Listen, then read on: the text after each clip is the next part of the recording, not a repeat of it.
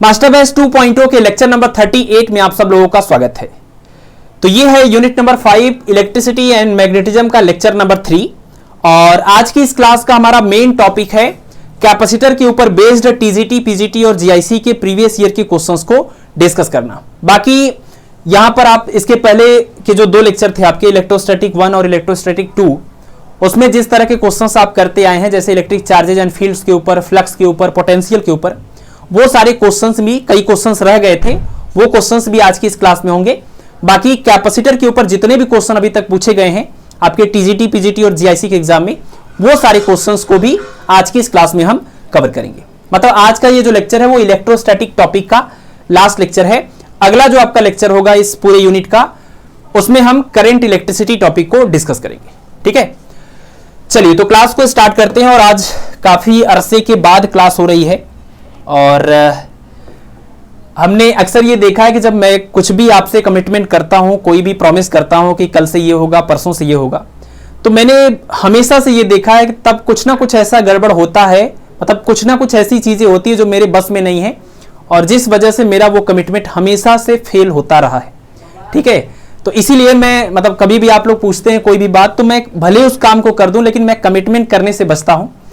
जैसे कि आप देख रहे हैं कि मुझे लग रहा है कि शायद पिछले 1 महीने बाद ये आपका आज लेक्चर नंबर 38 रिकॉर्ड हो पा रहा है। ठीक है ना, तो कभी भी आगे से भी आप ध्यान रखेंगे कि मैं कोई भी कमिटमेंट नहीं करूंगा, बाकी मैं अपनी तरफ से प्रयास करता रहूंगा, जो भी हो सकता है या जो हमने नहीं भी कहा है उससे ज्यादा करने की कोशिश करेंगे। ठीक है, तो मेरे कमिटमेंट न करने का सबसे मेन कारण यही है कि मेरे केस में ये हमेशा से होता रहा कि जो भी करने की मैं कोशिश करता हूं और जो भी मैं बोल देता हूं फिर वो नहीं हो पाता है। ठीक है, तो आगे से भी यही होगा, कमिटमेंट नहीं करेंगे लेकिन काम करेंगे।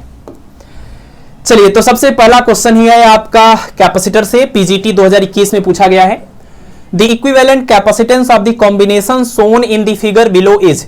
एक डायग्राम दिया हुआ है और आपको इसमें बताना है कि इस पूरे सर्किट में जो भी 3 कैपेसिटर लगे हुए हैं इनका इक्विवेलेंट कैपेसिटेंस या तुल्य धारिता क्या होगी। ठीक है, अगर सीधे सीधे आपको सीरीज या पैरेलल कॉम्बिनेशन दिखता तो आप इसमें तुरंत इक्विवेलेंट कैपेसिटेंस का फार्मूला यूज करते, C is equal to C1 plus C2 plus C3, या फिर 1/C is equal to 1/C1 plus 1/C2 plus 1/C3।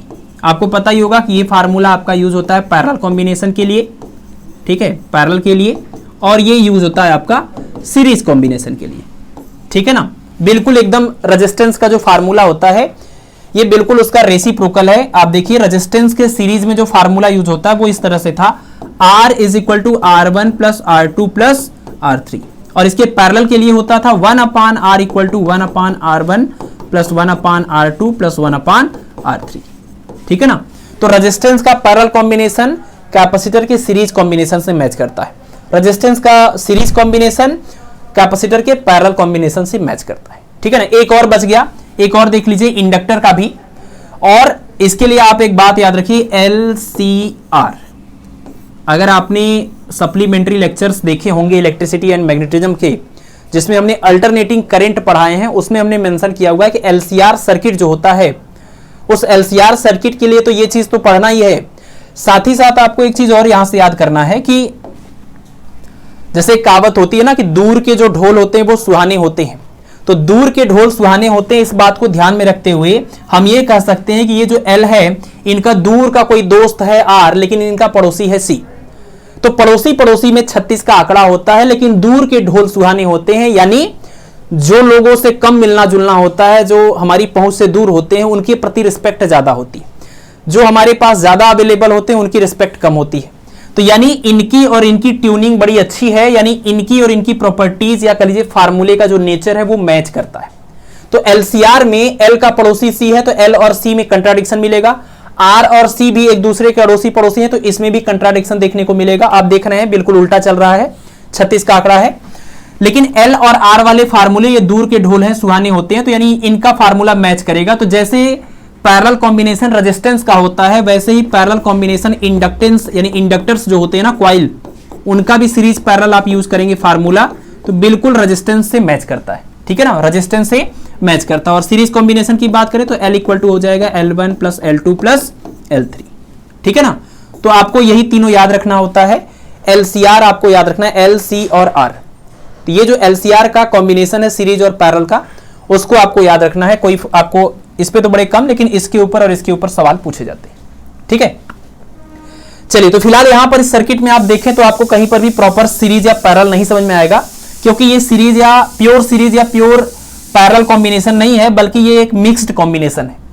तो इस मिक्स्ड कॉम्बिनेशन को सॉल्व करने के लिए देखिए, अगर हम इसको कोई पॉइंट P मान लें और इसको कोई पॉइंट Q मान लें, तो पॉइंट P और पॉइंट Q के बीच में एक इमेजिनरी बैटरी को हम जोड़ देते हैं, और इस इमेजिनरी बैटरी के कुछ वोल्टेज को हम नाम दे देते हैं कि इसका जो पोटेंशियल है या पोटेंशियल डिफरेंस है दोनों टर्मिनल के बीच में, वो V है, या फिर 100 वोल्ट या 10 वोल्ट कुछ भी ले सकते हैं, कोई दिक्कत नहीं है। तो हम इसको V वोल्ट लेते हैं, यानी कि इन दोनों टर्मिनल के बीच का पोटेंशियल डिफरेंस V है। तो इसका मतलब अगर हम इस वाले को V बोल दें तो ये वाला हो जाएगा 0, तो पोटेंशियल डिफरेंस V हो गया। और ये नॉर्मल सा वायर है जो कि यहां पर देखिए आके कनेक्ट हो रहा है, फिर ये जाके इससे और ये जाकर के इससे कनेक्ट हो रहा है। ठीक है, तो जो भी यानी यहां पर V पोटेंशियल है, तो इसका मतलब इस वाले पॉइंट का पोटेंशियल भी V होगा, क्योंकि इधर कोई भी पोटेंशियल ड्रॉप नहीं होता है नॉर्मल वायर के अंदर, हम इसका रेजिस्टेंस इग्नोर करते हैं। ठीक है, और ये 0 है, तो आप देखिए ये जाकर यहां जाएगा तो ये जुड़ेगा 0 पोटेंशियल। 0 पोटेंशियल यहां पर है, अब देखिए 0 यहां से ये इधर जा रहा है, कोई भी पोटेंशियल ड्रॉप नहीं हो रहा, तो इसका भी पोटेंशियल 0 होगा, और इधर से आइए इसका भी पोटेंशियल 0 होगा।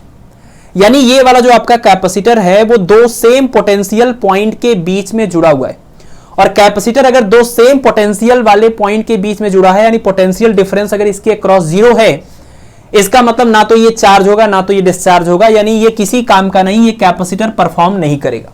ठीक है ना, कैपेसिटर चार्ज होता है फिर हमें डिस्चार्ज होकर एनर्जी देता है, वो तो ये कर ही नहीं पाएगा, क्योंकि इसके अंदर चार्ज जा ही नहीं सकता। चार्ज का फ्लो होने के लिए पोटेंशियल डिफरेंस चाहिए, और यहां पोटेंशियल डिफरेंस ही नहीं है। ठीक है ना, तो ऐसे में हमारे लिए ये कैपेसिटर यूजलेस है, आप इसको इग्नोर करिए। आप बाकी दो कैपेसिटर को देखिए और उनका इक्विवेलेंट आप निकाल लीजिए, वही इस क्वेश्चन का आंसर हो जाएगा। तो यानी आप कह सकते हैं कि ये अगर गायब हुआ तो ये पूरा ये आप भूल जाइए इसको। तो ये देखिए दोनों आकर के यहां से जुड़े हैं, दोनों का एक प्लेट यहां पर और दोनों का एक प्लेट यहां पर, ये V है और ये 0 है। तो दोनों के बीच का जो पोटेंशियल, इसके क्रॉस पोटेंशियल डिफरेंस V, इसके क्रॉस भी पोटेंशियल डिफरेंस V। तो ये हो गया पैरेलल कॉम्बिनेशन, और पैरेलल कॉम्बिनेशन में इक्विवेलेंट कैपेसिटेंस निकालने का ये फार्मूला है। C इक्वल टू, यहां पर दो ही हैं, तो C इक्वल टू हो जाएगा C1 प्लस C2, और ये भी C है ये भी C है, तो ये हो जाएगा C प्लस C यानी कि 2C। ठीक है, तो इस क्वेश्चन का आंसर तो हो जाएगा आपका 2C, लेकिन इसके साथ साथ आप इन बातों को भी ध्यान रखें, सीरीज और पैरेलल कॉम्बिनेशन के फार्मूले जो आपके उल्टे हो जाते हैं वो अब उल्टे नहीं होंगे, अगर आप ये नाम और ये कहानी जो है याद रखते हैं तो। ठीक है, चलिए अगला क्वेश्चन देखते हैं, क्वेश्चन नंबर 2। क्वेश्चन नंबर 2 में करेंगे what is the capacitance of the earth if it is assumed to be a spherical conductor of radius 6400 kilometre. कह रहे हैं कि अगर पृथ्वी की धारिता कितनी है यदि इसको 6400 किलोमीटर त्रिज्या का एक गोलीय चालक माना जाता है तो। ठीक है, आपने एक फार्मूला पढ़ा है सप्लीमेंट्री लेक्चर के अंदर कि किसी भी स्फीरिकल कंडक्टर का अगर रेडियस r है तो इसका जो कैपेसिटेंस होता है, मतलब चार्ज को होल्ड करने की जो इसकी एबिलिटी है, उसका फार्मूला होता है C is equal to 4 pi epsilon naught r। ठीक है, ये फार्मूला होता है किसी भी स्फीरिकल कंडक्टर के कैपेसिटेंस का।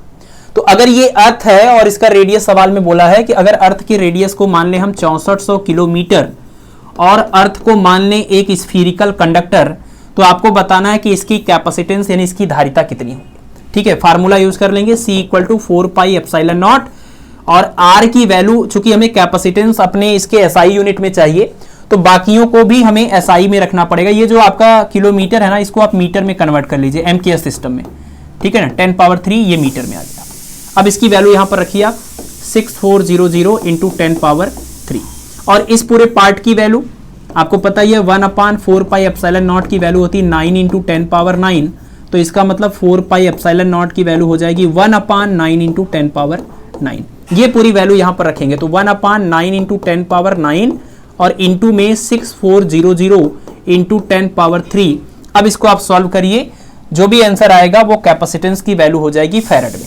ठीक है, तो C इक्वल टू बन गया, ये देख लीजिए 3 ये है 9 ये है, ऊपर जाके माइनस होगा तो -6 बनेगा, और ये है आपका 6400 और अपान में 9 और ये 10 पावर -6, और ये पूरा आंसर आएगा फैराड में।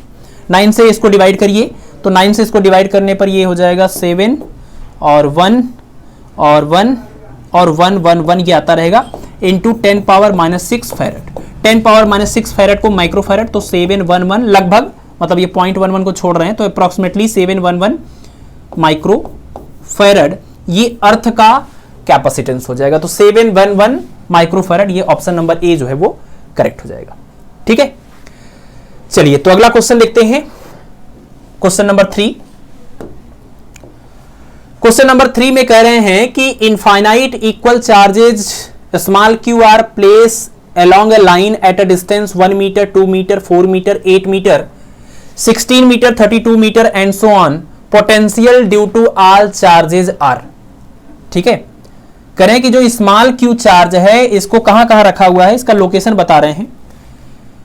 स्मॉल क्यू चार्ज को किसी पॉइंट से, एक पर्टिकुलर कोई पॉइंट है उससे 1 metre, 2 metre, 4 metre, 8 metre, 16 metre, 32 metre, इसी पैटर्न पर और आगे जाते जाइए, इतनी इतनी डिस्टेंस पर ये स्मॉल क्यू चार्ज रखा हुआ है। तो आपको बताना है कि उस पर्टिकुलर पॉइंट पर जहां से ये डिस्टेंस सारे लिए जा रहे हैं वहां पर पोटेंशियल की वैल्यू क्या होगी सभी चार्जेस की वजह से।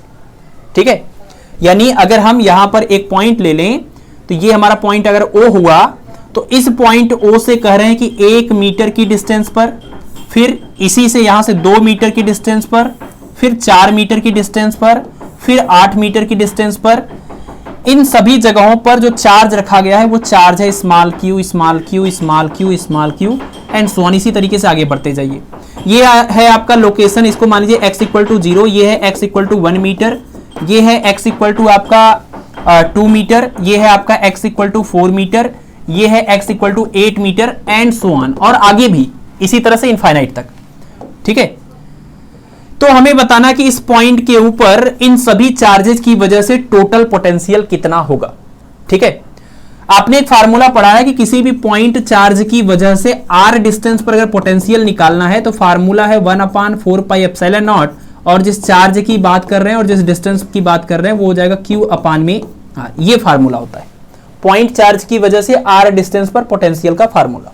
ठीक है, तो यहां पर बहुत सारे पॉइंट चार्जेस हैं, तो हर एक पॉइंट चार्ज की वजह से पोटेंशियल निकालेंगे। जैसे इसकी वजह से निकालेंगे V1 मान लेंगे, इसकी वजह से निकालेंगे उसको V2 मान लेंगे, इसकी वजह से निकालेंगे उसको V3 मान लेंगे। इन सभी के पोटेंशियल को इसी तरह से जोड़ते जाएंगे तो हमें इस पॉइंट का टोटल पोटेंशियल मिल जाएगा। ठीक है ना, क्योंकि पोटेंशियल एक स्केलर क्वांटिटी है तो सीधे सीधे इनकी वैल्यूज को, इनके मैग्नीट्यूड को प्लस करते जाएंगे। इलेक्ट्रिक फील्ड होता तो फिर डायरेक्शन वगैरह की बात आती। ठीक है, तो बस आप इसमें वैल्यू रख दीजिए। इस पहले वाले चार्ज की वजह से यहां पर जो पोटेंशियल है V1 उसकी वैल्यू कितनी 1/4πε0, चार्ज और अपान में डिस्टेंस कितना 1 मीटर, प्लस दूसरे वाले इस चार्ज की वजह से यहां पर पोटेंशियल निकालिएगा 1/4πε0, चार्ज, वही चार्ज हर जगह रखा है और डिस्टेंस यहां से यहां तक का कितना है 2 मीटर, प्लस नेक्स्ट है 1/4πε0, चार्ज वही है और डिस्टेंस है इस बार कितना 4 मीटर, यहां पर रखेंगे 4 metre, plus and so on, है ना। इसी तरह से 8 आएगा, 16 आएगा एंड सो ऑन। ठीक, अब यहां पर देखिए 1/4πε0 और उसके साथ में ये ऊपर से q यानी q/4πε0 को कॉमन लेंगे, यहां से बचेगा 1/1 यानी 1, यहां बचेगा 1/2, इसमें आएगा 1/4, अगले वाले में आएगा 1/8 एंड सो ऑन। इसी तरीके से ये आगे बढ़ता जाएगा। ठीक है, अब इस फार्मूले को हटाते हैं। अब इसके बाद आप देखिए ये q/4πε0 आपने लिख दिया। अच्छा, बहुत सारे लोगों को आप में से ये आता होगा, मुझे पता है, और आप इरिटेट हो रहे होंगे कि ये आसान से सवाल में इतना ज़्यादा टाइम। एक्चुअल में ये जो क्लासेस हम ले रहे हैं वो TGT, PGT और GIC सबको ध्यान में रखते हुए, मतलब सबको मर्ज करके यहाँ पर क्लास लेते हैं। स्पेशली हम PGT या GIC के लिए क्लास नहीं ले रहे हैं, अदरवाइज ऐसे में हम थोड़ा स्किप करते।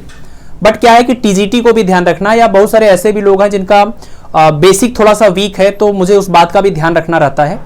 तो मैं मतलब एक एवरेज उसमें चलता हूं कि अगर किसी को आता हो तो बहुत ज़्यादा बोर ना हो, और किसी को बिल्कुल ना आता हो तो उसको ऐसा ना लगे कि स्किप हो गया, समझ ही नहीं आया। ठीक है ना, तो दोनों का एक तरह से एवरेज लेकर चलना पड़ता है, इस वजह से थोड़ा सा टाइम ज़्यादा देते हैं। ठीक है, अब यहाँ पर आप देखिए 1, 1/2, 1/4, 1/8।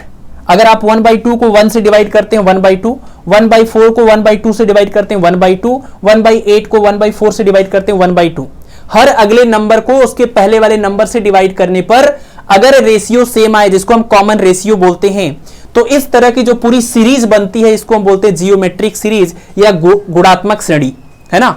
और गुणात्मक श्रेणी ये कहां से जा रही, कहां से कहां तक, तो ये ऐसे ऐसे जा रही है इनफाइनाइट तक। तो आपने पढ़ा होगा गुणात्मक श्रेणी में अगर फर्स्ट जो आपका टर्म है वो a है, सेकेंड वाला a r है, ये कॉमन रेशियो है, दूसरा वाला a r स्क्वायर है, तीसरा वाला a r क्यूब है। इसी तरह से अगर आप इनफाइनाइट तक जाएं तो इन सभी टर्म को अगर आपस में प्लस करना है तो इनको प्लस करने पर जो टोटल सम आता है, sum of infinite term is equal to first term upon में 1 माइनस आर। आर मतलब क्या, अगले किसी भी अगले को उसके पहले वाले से डिवाइड करने पर जो आता है, जिसको हम कॉमन रेशियो बोलते हैं। ठीक है, तो ये होता है किसी भी जियोमेट्रिक सीरीज के इनफाइनाइट टर्म्स के को ऐड करने का formula a upon 1 minus r. वही फार्मूला यहां पर लगेगा, यहां पर a की वैल्यू है 1 और r मतलब किसी भी अगले को उसके पहले से डिवाइड करेंगे तो आएगा r की वैल्यू 1/2। तो इससे यहां पर आंसर आ जाएगा, ब्रैकेट में कितना लिखेंगे, a मतलब 1 और अपान में 1 माइनस आर मतलब 1/2 और 1 माइनस 1/2 यानी 1/2 और 1/2 का जो 2 है वो ऊपर चला जाएगा, तो ये बन जाएगा q अपान 4 पाई एप्सिलॉन नॉट और इनटू में ये 2 से इसको डिवाइड करिएगा 2, तो यानी q अपान में 2 पाई एप्सिलॉन नॉट। ये आ जाएगा इस पर्टिकुलर पॉइंट पर टोटल पोटेंशियल की वैल्यू। ठीक है ना। क्या करना है आपको, सबसे पहले ये पॉइंट डिसाइड करना है और उसके बाद ये जो पोजीशन पर चार्ज दिया हुआ वो बना लेना है। हर एक पॉइंट चार्ज की वजह से पोटेंशियल का जो फार्मूला होता है वो यूज करना है। उसके बाद आपको जो भी दिख रहा है कॉमन वो कॉमन करिए, पूरा यहां पर बन जाएगा जियोमेट्रिक सीरीज और इस जियोमेट्रिक सीरीज के इनफाइनाइट टर्म्स को जोड़ने का ये फार्मूला आपको याद रखना है, तो इसका आंसर आ जाएगा। ठीक है ना। अगर आपको यही फार्मूला नहीं आता, बाकी सब कुछ पता है, तो फिर बड़ा मुश्किल हो जाएगा, फिर आप इस आंसर तक नहीं पहुंच पाएंगे, क्योंकि ऑप्शन ऐसा ही दिया हुआ q upon 2 pi epsilon naught, option number C correct हो जाएगा। ठीक है, चलिए अगला क्वेश्चन देखें। तो अगला क्वेश्चन है हमारा, एक सेकंड में चेक कर लूं रिकॉर्डिंग हो रही कि नहीं हो रही है, अदरवाइज ये ठीक है, ठीक है। नहीं तो पिछली जैसे क्लास हुई थी, आई थिंक लेक्चर नंबर 35 या 36, पूरा उसमें साउंड जो है वो गड़बड़ हो गया था।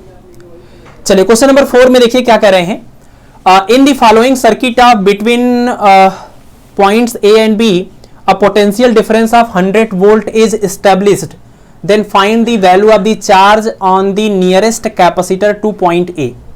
ठीक है, ये थोड़ा अलग टाइप का है क्वेश्चन। ये पूरा एक कॉम्बिनेशन दिया हुआ, सर्किट दिया हुआ है और कह रहे हैं कि ए और बी के बीच में जो पोटेंशियल डिफरेंस एस्टेब्लिश किया गया है वो 100 वोल्ट, यानी आप कह सकते हैं यहां पर 100 वोल्ट का एक सोर्स जुड़ा हुआ है।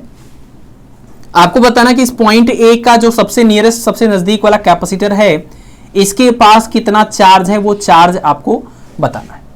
ठीक है, इस सवाल का कॉन्सेप्ट पहले समझ लीजिए, उसके बाद कैलकुलेशन में आएंगे।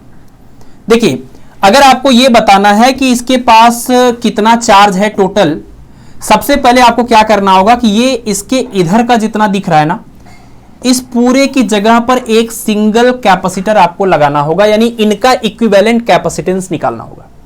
इनका इक्विवेलेंट कैपेसिटेंस निकालने पर क्या होगा, देखिए क्या होगा, ये आपका पॉइंट ए, फिर ये 3 माइक्रोफैरड का, फिर इन सब का पूरा जब इक्विवेलेंट निकालेंगे उसको यहां हम लिख रहे हैं, और फिर ये वाला आपका इधर है, मतलब इसी से ये पूरा जुड़ा हुआ है, इसी से जुड़ा हुआ, फिर इसी से ये भी जुड़ा हुआ, तो हमने इसको मोड़ के बीच में जोड़ दिया है, और ये ऐसे हो गया, और ये हो गया आपका पॉइंट ए, और ये हो गया आपका पॉइंट बी।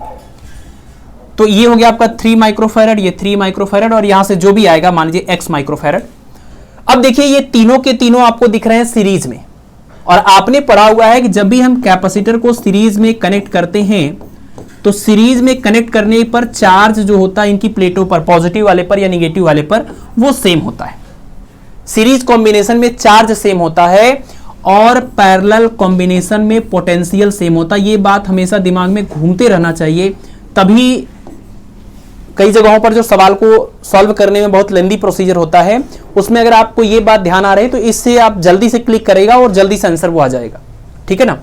तो यहां पर अब अगर हम इनका इक्विवेलेंट निकाल लें तो ये पूरा बन जाएगा सीरीज, और सीरीज में सबके पास चार्ज सेम होता है, तो सीरीज में हम क्या करेंगे, इन तीनों कैपेसिटेंस का निकालेंगे क्या, इक्विवेलेंट कैपेसिटेंस। समझिए इस बात को, अगर हम इसका चार्ज निकालें या इसका चार्ज निकालें या इसका चार्ज निकालें, सीरीज में तो चार्ज सेम ही होगा, और इन तीनों को हटा के इनका अगर इक्विवेलेंट कैपेसिटेंस निकाल लें, उसके पास भी तो वही चार्ज होगा जो इनके या इनके पास था।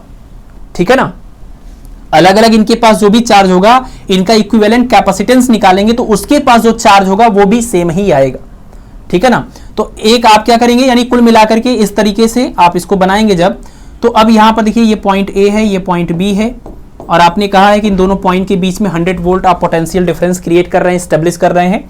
तो आपको ये पूरा पोटेंशियल डिफरेंस और ये पूरा कैपेसिटेंस पता है, तो आपके पास फार्मूला है C is equal to Q upon V, तो Q इक्वल टू हो जाएगा C इंटू में V, जहां C की जगह पर कौन सा वाला C लिखेंगे, इक्विवेलेंट, इन तीनों का जो भी इक्विवेलेंट आया होगा वो वाला कैपेसिटेंस, और वोल्टेज की जगह पर इसका जो पूरा, इस पूरे सर्किट के लिए वोल्टेज है 100 वोल्ट, वो रखेंगे, तो इसके ऊपर आ जाएगा चार्ज, और इसके ऊपर चार्ज का मतलब इन तीनों के ऊपर का चार्ज, इन तीनों के ऊपर चार्ज का मतलब इसका चार्ज आपको चाहिए था, तो जो भी इसका या इसका या इसका आ रहा वही आंसर सेम है। अगर आपसे सवाल में ये ना पूछते कि ए के सबसे नजदीक वाले की बजाय बी से सबसे नजदीक बोलते, तब भी वही आंसर आता, तब भी बिल्कुल सेम तरीका होता, तब भी वही आंसर आता। ठीक है, तो ये इसका प्रोसीजर है। अब मैं इस क्वेश्चन को सॉल्व कर देता हूं, इसका आंसर निकाल देते हैं क्या आएगा। ठीक है ना, कॉन्सेप्ट आपको समझना जरूरी है, आंसर तो आ ही जाएगा। तो हमें इन सब का इक्विवेलेंट निकालना है। आप देखिए ये 3 और ये 3, ये तीनों के तीनों सीरीज में जुड़े हुए हैं, और सीरीज में 1/c 1/c 1/c करते हैं। सीरीज कॉम्बिनेशन में ये वाला फार्मूला चलेगा, 1/c plus 1/c is equal to 1/c dash बोल दीजिए, इसका जो इक्विवेलेंट आएगा। तो बिल्कुल सेम है, तो यानी ये बन जाएगा 3/c, यानी कि आप जब c डैश की वैल्यू निकालेंगे तो वो आ जाएगा c/3, और c का मतलब यहां पर कितना है, 3 माइक्रोफैरड, तो 3/3 यानी 1 माइक्रोफैरड। ठीक है, आप इन तीनों का इक्विवेलेंट निकालेंगे तो ये आएगा 1 माइक्रोफैरड, और जो भी यहाँ 1, यानी इनको हटा करके अब इनकी जगह पर एक सिंपल सा 1 माइक्रोफैरड का यहाँ पर कैपेसिटर लगा सकते हैं, और ये 1 माइक्रोफैरड, ये 2 माइक्रोफैरड इस टाइम पैरेलल में है, और पैरेलल में तो सिंपल सा फार्मूला चलता है C1 प्लस C2 टाइप का, इस तरह से, तो 1 ये और 2 ये मिलकर के 3 बन जाएंगे, यानी इन सब को हटा करके हम इन सब की जगह पर यहाँ पर 3 माइक्रोफैरड का एक कैपेसिटर लगाएंगे। और फिर से देखिए 3 और 3 फिर से ये सीरीज में है, तो फिर से इनका इक्विवेलेंट निकालेंगे, 1 आएगा, यानी इनको हटा करके यहाँ 1 लगाएंगे। जैसे ही आप ये वाला 1 और ये वाला 2 ये पैरेलल में है, फिर से इनका इक्विवेलेंट कितना आ जाएगा, इनका फिर से आ जाएगा 3। ठीक है, ये तो आप कर लेंगे ना सीरीज कॉम्बिनेशन के लिए फार्मूला यूज करके, और फिर जो आएगा उसका इसके साथ पैरेलल करके, फिर जो आएगा उसका इन तीनों के साथ सीरीज करके, फिर जो आएगा उसका इसके साथ पैरेलल करके। ये पूरा करने के बाद आप देख रहे हैं यहाँ से क्या हो रहा है, ये आपका इधर से कितना आया था, ये आपका 3 था, मतलब इसका, और यहाँ जो हमारा 1 आया था वो, और ये मिलकर के हुआ था कितना 1, और ये 1 और ये 2 मिलकर के बना 3, यानी इन सब का पूरा इक्विवेलेंट कितना आ गया 3।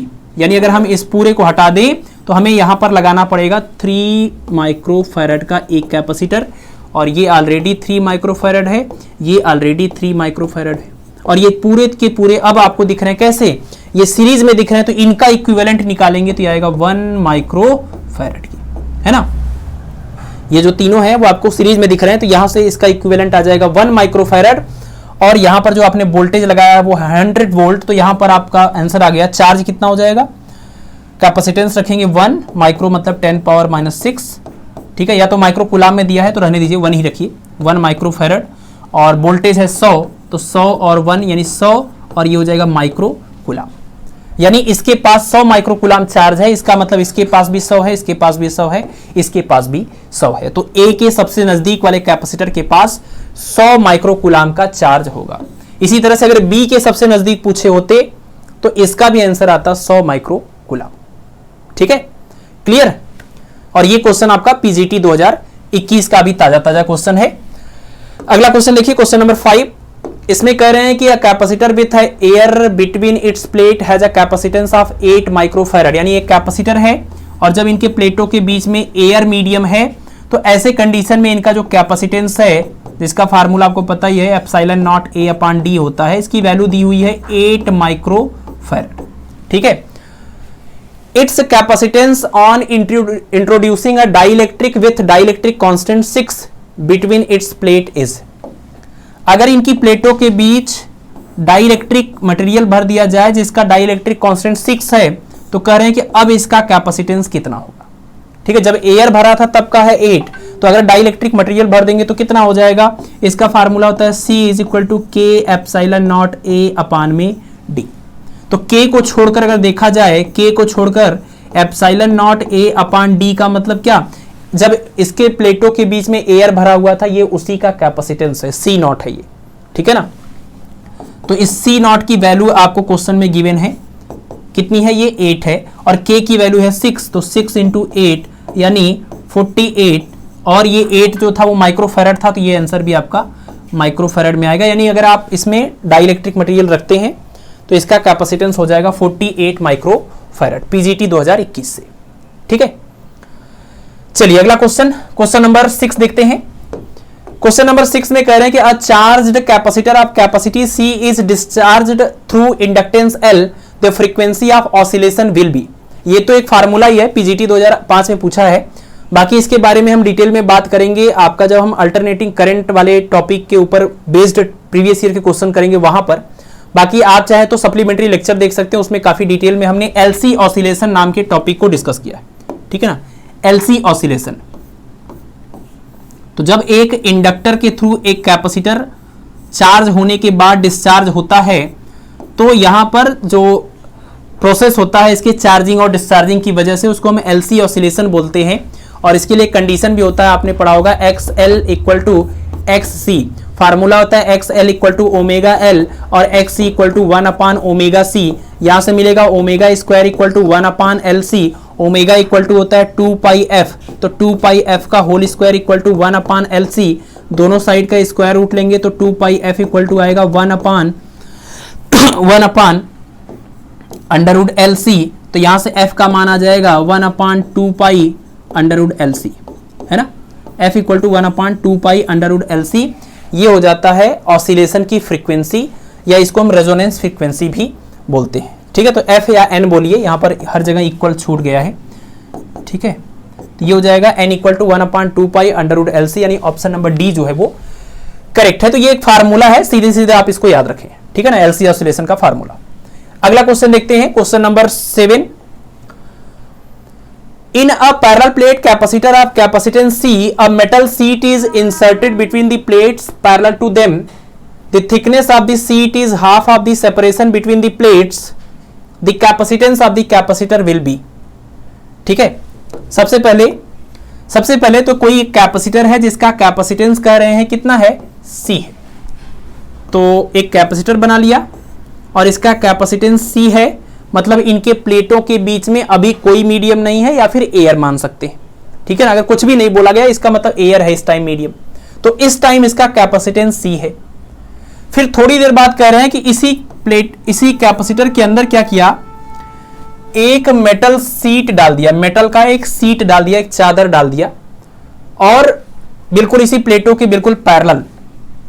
और जो मेटल सीट यहां पर इन्होंने डाला, कह रहे हैं कि उस मेटल सीट की जो थिकनेस है वो इन प्लेटों के बीच का जो भी सेपरेशन है, अगर इसको डी नाम दे दें, उसके आधे के बराबर है। इस मेटल सीट की ध्यान रखना है, मेटल का बना हुआ ये कोई डाइलेक्ट्रिक नहीं है।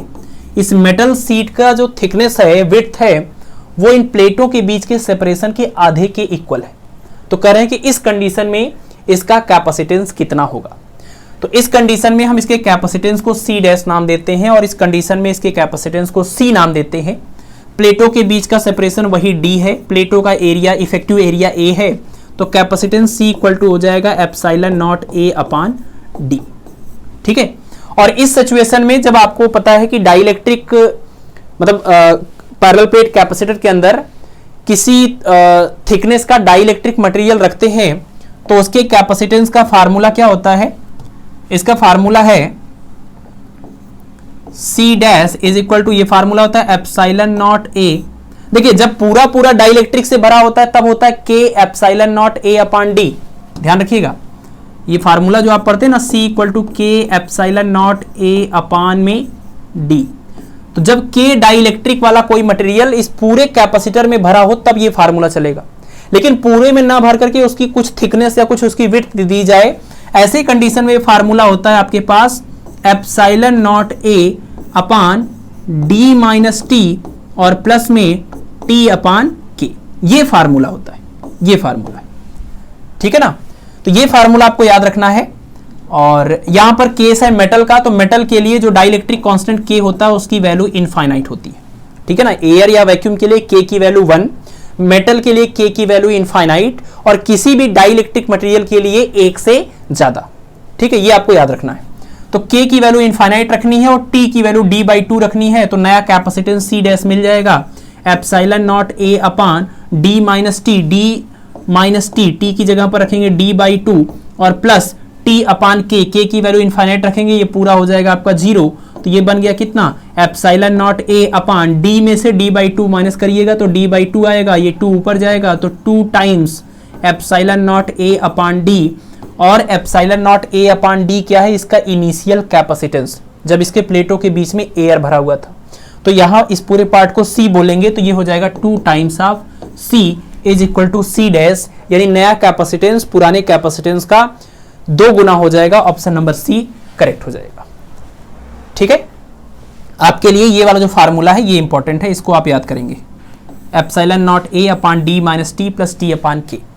एक चीज और आपको यहां पर बता दें कि ऐसा हो सकता है कि सिर्फ एक डाइलेक्ट्रिक मटेरियल की बजाय बहुत सारे डाइलेक्ट्रिक मटेरियल का पूरा ऐसे ऐसे सीट रख दिया जाए जिनकी थिकनेस T1, T2, T3 हो, जिनका dielectric constant K1, K2, K3 हो, तो यही फार्मूला और ज्यादा जनरलाइज हो जाएगा। मैं इसको मिटा के यहां लिख देता हूं, यही फार्मूले को और जनरलाइज करके लिखा जाता है C dash equal to epsilon naught A upon d minus t होता था, तो अगर T1, T2, T3 थिकनेस वाले प्लेट हैं तो d माइनस ब्रैकेट में लिखिएगा T1 प्लस T2 प्लस जितने भी हैं वो सब रखेंगे यहां पर। फिर आगे क्या है, प्लस T अपान के है, तो T मोटाई, T1 मोटाई वाले का अगर डाइलेक्ट्रिक कांस्टेंट K1 है, T2 मोटाई वाले का अगर डाइलेक्ट्रिक कांस्टेंट K2 है, तो इसी पैटर्न पर आगे बढ़ेंगे, T1 upon K1 plus T2 upon K2 plus T3 upon K3 and so on. ये पूरा एक्सप्रेशन नीचे लिखा जाएगा, ठीक है। तो वही फार्मूला और ज्यादा ये जनरलाइज हो गया, लेकिन अक्सर आपको एक वाला ही केस दिया जाता है, कोई एक ही डाइलेक्ट्रिक मटेरियल दिया जाता है, ठीक है ना। मेटल के लिए के की वैल्यू इनफाइनाइट होती है, ये जरूरी चीज आपको ध्यान रखना। चलिए अगला क्वेश्चन देखें, क्वेश्चन नंबर 8। लेक्चर थोड़ा सा लेंदी हो जाएगा क्योंकि नंबर ऑफ क्वेश्चंस थोड़े ज्यादा हैं, और टोटल 35 क्वेश्चन है, लेकिन एक क्वेश्चन लास्ट का जो है उसकी लैंग्वेज गलत है जो एग्जाम में पूछा गया था, तो उसको नहीं करना है। टोटल 34 है, तो जिसमें से कम 30 तो हम कराएंगे, बाकी के 4 क्वेश्चन आपके लिए होमवर्क होंगे, ठीक है। देखिए इसमें कह रहे हैं कि the equivalent capacity in the following figure between points x and y। यहां पर देखिए एक पॉइंट x है, एक पॉइंट y है, और आपको इनके बीच का इक्विवेलेंट कैपेसिटेंस बताना है। 3 कैपेसिटर लगे हुए हैं, सीरीज और पैरेलल ढूंढना यहां पर मुश्किल है। तो ऐसी सिचुएशन में वही तरीका है जैसे आपने पीछे किया था कि इनको जोड़ दीजिए एक इमेजिनरी बैटरी से, और उसका कुछ अपने मन से एक वोल्टेज मान लीजिए, 100 वोल्ट, 10 वोल्ट, V वोल्ट, ठीक है। V वोल्ट मान लिया तो ये वोल्टेज V हो गया, ये 0 हो गया, पोटेंशियल डिफरेंस V का आ गया। अब ये V वोल्टेज है, ये एक नॉर्मल सा वायर है, इसका मतलब कोई पोटेंशियल ड्रॉप नहीं होगा, तो V वोल्टेज यहां से यहां तक V वोल्टेज है, और यहीं से देखिए अब ध्यान से, यहीं से आपका ये कनेक्ट है एक नॉर्मल सा वायर जिसके अंदर कोई भी सर्किट एलिमेंट नहीं जुड़ा है, जैसे इंडक्टर, कैपेसिटर, रजिस्टर, ऐसा कोई भी एलिमेंट नहीं है जो कि वोल्टेज का ड्रॉप करा सके। तो V वोल्टेज अगर यहां पर है तो ये जहां से भी नॉर्मली कनेक्टेड है वो यहां पर भी आपका वोल्टेज क्या हो जाएगा, V, ठीक है ना। इसी तरह से ये देखिए 0 यहां पर था तो यहां पर भी 0 होगा, Y पॉइंट का पोटेंशियल 0 होगा, ये भी 0 होगा, और अगर ये 0 हुआ तो ये ऐसे आकर के यहां पर ये वाले पॉइंट का पोटेंशियल भी 0 होगा, ठीक। अब आप तीनों कैपेसिटर को ध्यान से देखिए, पहला कैपेसिटर अगर इसको बोलें, इसको दूसरा कैपेसिटर बोलें और इसको तीसरा बोलें, तो पहला कैपेसिटर का जो एक प्लेट है वो V वोल्टेज और दूसरा 0 वोल्टेज पर है, दूसरे कैपेसिटर का एक प्लेट जो है वो V वोल्टेज और दूसरा 0 वोल्टेज पर है, तीसरे का भी एक ऐसा है जो V वोल्टेज पर है और दूसरा 0 वोल्टेज पर है। यानी तीनों के तीनों जो कैपेसिटर दिख रहे हैं उनकी एक प्लेट V वोल्टेज पर है और दूसरी प्लेट 0 वोल्टेज पर है, यानी तीनों कैपेसिटर के अक्रॉस पोटेंशियल डिफरेंस V है, यानी तीनों के तीनों पैरेलल में ज्वाइन है, क्योंकि पैरेलल कॉम्बिनेशन में ही पोटेंशियल सेम हो सकता है और सीरीज में चार्ज सेम होता है। तो तीनों को आप क्या करेंगे, तीनों कैपेसिटर को इस तरीके से आप पैरेलल में कनेक्ट कर देंगे,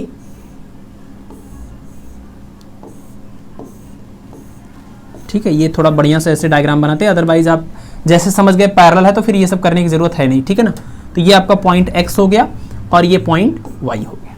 मतलब पॉइंट एक्स और वाई का हमें एग्जैक्ट पोटेंशियल नहीं पता है, बट कोई भी आप पोटेंशियल इमेजिन करेंगे तो उसी पोटेंशियल पर मतलब सभी कैपेसिटर की पहली प्लेट एक उस जो भी इसका पोटेंशियल होगा उस पर होंगी और जो भी इसका पोटेंशियल होगा दूसरी प्लेट उस पर होगी। इसका मतलब सभी के लिए पोटेंशियल डिफरेंस सेम है, इसका मतलब ये पैरेलल कॉम्बिनेशन में, ठीक है ना। तो इनका कैपेसिटेंस एक का था 4, एक का था 3 और एक का था 2 और पैरेलल कॉम्बिनेशन है तो C इक्वल टू ये सिंपल सा formula C1 plus C2 plus C3 सबको ऐड करेंगे 4 प्लस 3 प्लस 2 यानी कि 7 प्लस 2 यानी कि 9 और माइक्रो फैराड, ठीक है ना। तो इस तरह के सवाल आते हैं, कई बार यहां बीच में भी कैपेसिटर लगा दिया जाता है, तो ऐसे में आपको ध्यान रखना पड़ेगा कि जब बीच में लग गया इसका मतलब कि इस पॉइंट का पोटेंशियल और इस पॉइंट का पोटेंशियल सेम नहीं होता है।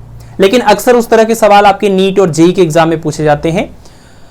यहां पर कैपेसिटर वाले ही थोड़े से क्वेश्चन ऐसे हैं जो ये इक्विवेलेंट कैपेसिटेंस है, यही थोड़ा सा ट्रिकी पूछा गया। अदरवाइज जितने भी क्वेश्चन आप देख लीजिए वो सब आपके 11th-12th के लेवल से हो जाएंगे, उससे ऊपर जाने की जरूरत नहीं पड़ेगी, ठीक है ना। बट कैपेसिटर के केस में थोड़ा सा आपको ध्यान रखना है।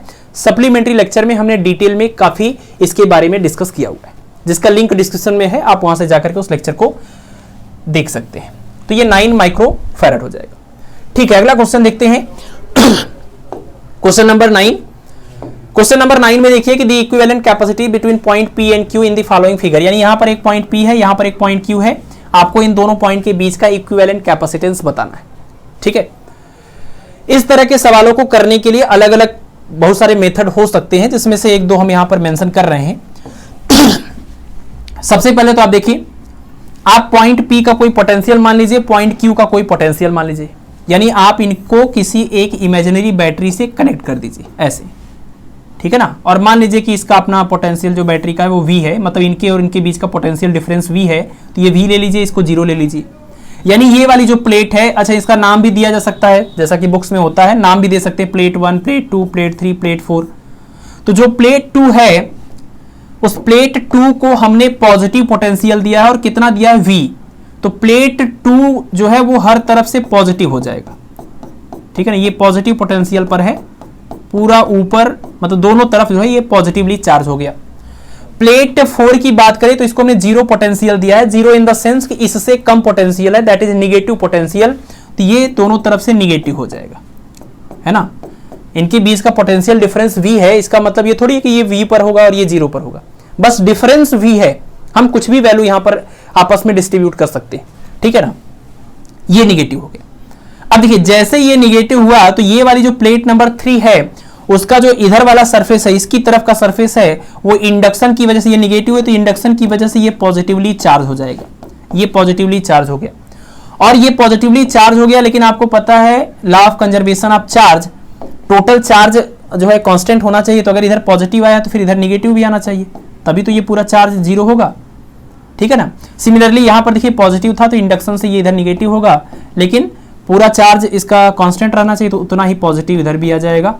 आइसोलेटेड सिस्टम का टोटल चार्ज 0 होना चाहिए, कंजर्व होना चाहिए, ठीक है।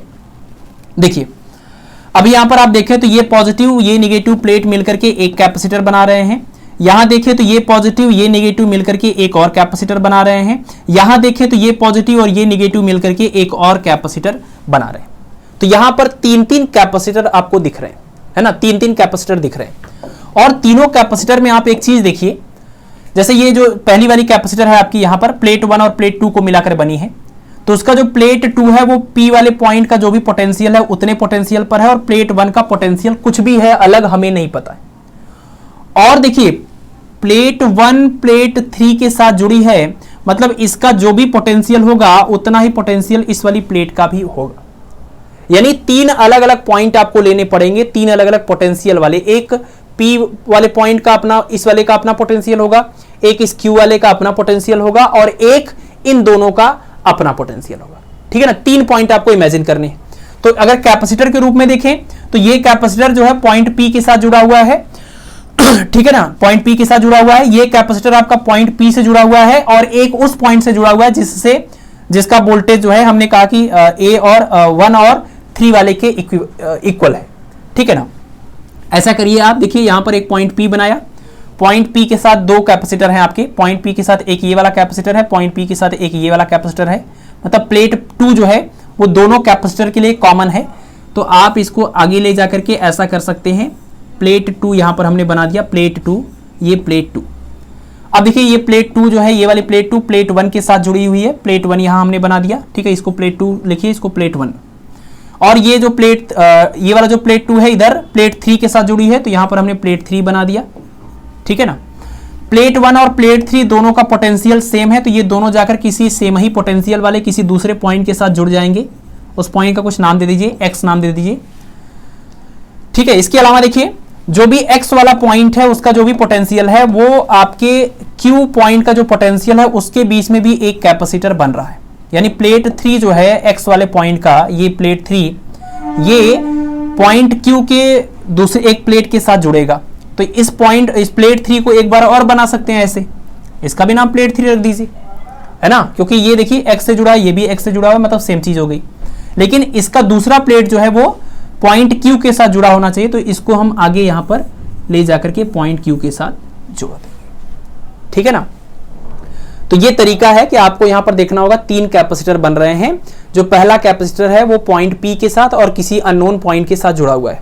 जो दूसरा कैपेसिटर है वो पॉइंट पी के साथ ही जुड़ा है, और वही जो दूसरा यहां अननोन वाला था उसी के साथ ये भी जुड़ा हुआ है। तो वही चीज हमने यहां पर किया है कि पॉइंट प्लेट 2 जो है वो कॉमन था दोनों कैपेसिटर में, जो कि पॉइंट पी के साथ जुड़ा था, इसको जोड़ दिया। और इन दोनों कैपेसिटर की जो एक प्लेट थी वो प्लेट का पोटेंशियल सेम था, यानी वो किसी एक दूसरे पॉइंट के साथ जुड़े थे सेम पोटेंशियल पर। और जो तीसरा कैपेसिटर है वो इस दूसरे अननोन पॉइंट और इसकी जो अगली प्लेट थी वो पॉइंट क्यू के साथ जुड़ी थी, तो हमने इसको जोड़ दिया, ठीक है ना। यही करना पड़ेगा आपको। और अब इसके बाद आप इसका इक्विवेलेंट कैपेसिटेंस निकाल सकते हैं, सिंपल सा डायग्राम बन गया। तो क्योंकि इनका ठीक है, अच्छा प्लेटों के बीच का करें डिस्टेंस d है और इन प्लेटों का एरिया a है, तो कैपेसिटेंस बताना है, ठीक है। तो इसका अगर जो भी होगा उसका उतना इसका भी होगा, उतना इसका भी होगा, क्योंकि सिचुएशन सबके लिए सेम बता रहे हैं, ठीक है। C और C बोल देते हैं। तो ये देखिए दोनों पैरेलल हैं, तो पैरेलल में इनका और इनका सीधे सीधे जुड़ जाएगा, C + C 2C हो जाएगा। ये 2C हो गया और ये C हो गया। तो 2C वाला कैपेसिटर और C वाला कैपेसिटर सीरीज में है, तो सीरीज में जब इनको जोड़ेंगे तो 1/2C + 1/C, यानी कि ये 2C हो गया, यानी 1 + में 2 यानी 3/2C, तो यानी C' = 2/3C हो जाएगा। और C मतलब यहां पर क्या है, C मतलब किसी भी एक कैपेसिटर का कैपेसिटेंस, जिसके लिए A और D के टर्म में आप लिखेंगे ε0 A/में D, ये आपको लिखना होगा C की जगह पर, तो ये हो जाएगा 2/3 ε0 A/में D, ठीक है। तो 2/3 ε0 A/में D माइक्रोफैराड, यानी ऑप्शन नंबर जो D है वो करेक्ट हो जाएगा। तो यही 2-3 वैरायटी होते भी हैं आपके कैपेसिटर वाले क्वेश्चंस के। एक तो सिंपल सा सीरीज और पैरेलल दिखा तब भी कर लेंगे, मिक्स कॉम्बिनेशन दिखा तो आपको एक अननोन मतलब एक दूसरे आपको एक इमेजिनरी बैटरी लेनी होगी और उसके अकॉर्डिंग फिर पूरा जैसे पीछे हमने किया उस तरीके से करना पड़ेगा।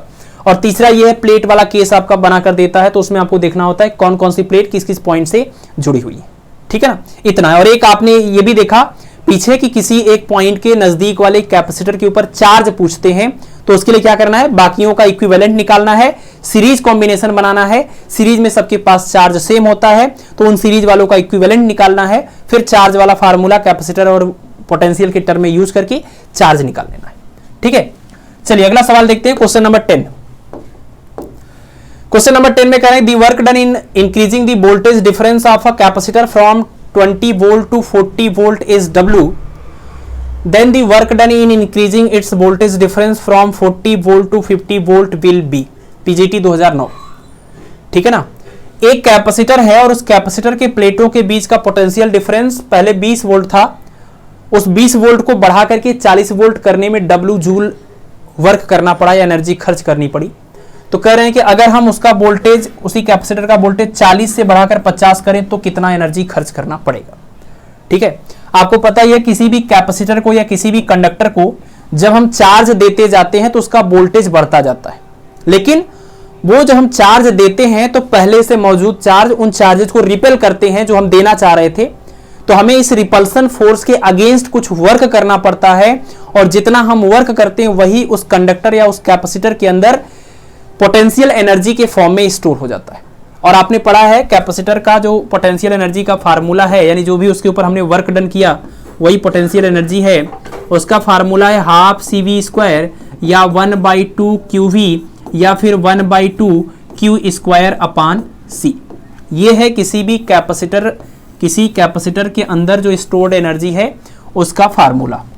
ठीक है, अब इस फार्मूले में आप देखिए, आपको कैपेसिटेंस की बात की जा रही है। ठीक है ना, आपको यहां पर दिया हुआ है कि एक कैपेसिटर है जिसमें वोल्टेज की बात की जा रही है एक्चुअल में। तो वोल्टेज दिया हुआ है आपको और कैपेसिटेंस आपको पता है कांस्टेंट होता है। किसी भी कैपेसिटर का जो कैपेसिटेंस होता है वो कांस्टेंट होता है। ठीक है, तो वो कांस्टेंट होता है, तो इसका मतलब कि C कांस्टेंट है और V की वैल्यू हमें दिया हुआ है। तो सबसे पहले आप देखिए, जब 20 वोल्ट से 40 वोल्ट किया गया तो ऐसे में वर्क डन है W। इसका मतलब कि जब 20 वोल्ट उसका पोटेंशियल रहा होगा तब उसके पास कुछ एनर्जी रही होगी, लेकिन 20 से 40 करने में उसकी एनर्जी बढ़ गई। कितनी बढ़ करके हो गई है, मतलब कितनी एनर्जी देनी पड़ी है, W। तो इसका मतलब आप कह सकते हैं कि W मतलब क्या, ये है इंक्रीमेंट इन एनर्जी। कब, जब हाफ CV² फाइनली था और इनिशियली था हाफ CV²। मतलब फाइनल एनर्जी में से इनिशियल एनर्जी माइनस कर देंगे तो कितनी एनर्जी बढ़ी थी, जितना हमने वर्क डन किया था, W। ठीक है, तो यानी ये फार्मूला एक तरह से बन गया 1/2 C ब्रैकेट में V² माइनस V1²। एक तरह से ये फार्मूला बन गया। आप इसमें V2 और V1 की वैल्यू भी रख सकते हैं। ये हो जाएगा 1/2 और C और ब्रैकेट में V2 मतलब ये 40 है, 40 का स्क्वायर करना है आपको, माइनस V1 यानी कि 20 का स्क्वायर करना है। A² माइनस B² से सॉल्व कर लेंगे 1/2 और यहाँ पर आ जाएगा A प्लस B और A माइनस B मतलब 60 और इंटू में 20 है ना, प्लस करेंगे फिर माइनस करेंगे। 2 से इसको कैंसिल किया, 10 हुआ, यानी कितना हो गया ये 600 जूल। ठीक है, दूसरा इसके बाद कह रहे हैं कि अगर उसका वोल्टेज हम 40 से 50 करें तो वर्क डन बताना है। तो वर्क डन को अगर हम W' बोल दें तो W' इक्वल टू कितना, ये हो जाएगा 1/2 C। अच्छा, एक चीज गड़बड़ हो गया, यहाँ साथ में C भी है ना, तो ये नहीं कर सकते, इसको यहीं पर आप रहने दीजिए, है ना, उसके साथ में C भी आएगा तो 600 C बोलिए, या तो फिर इसको ऐसे रहने दीजिए।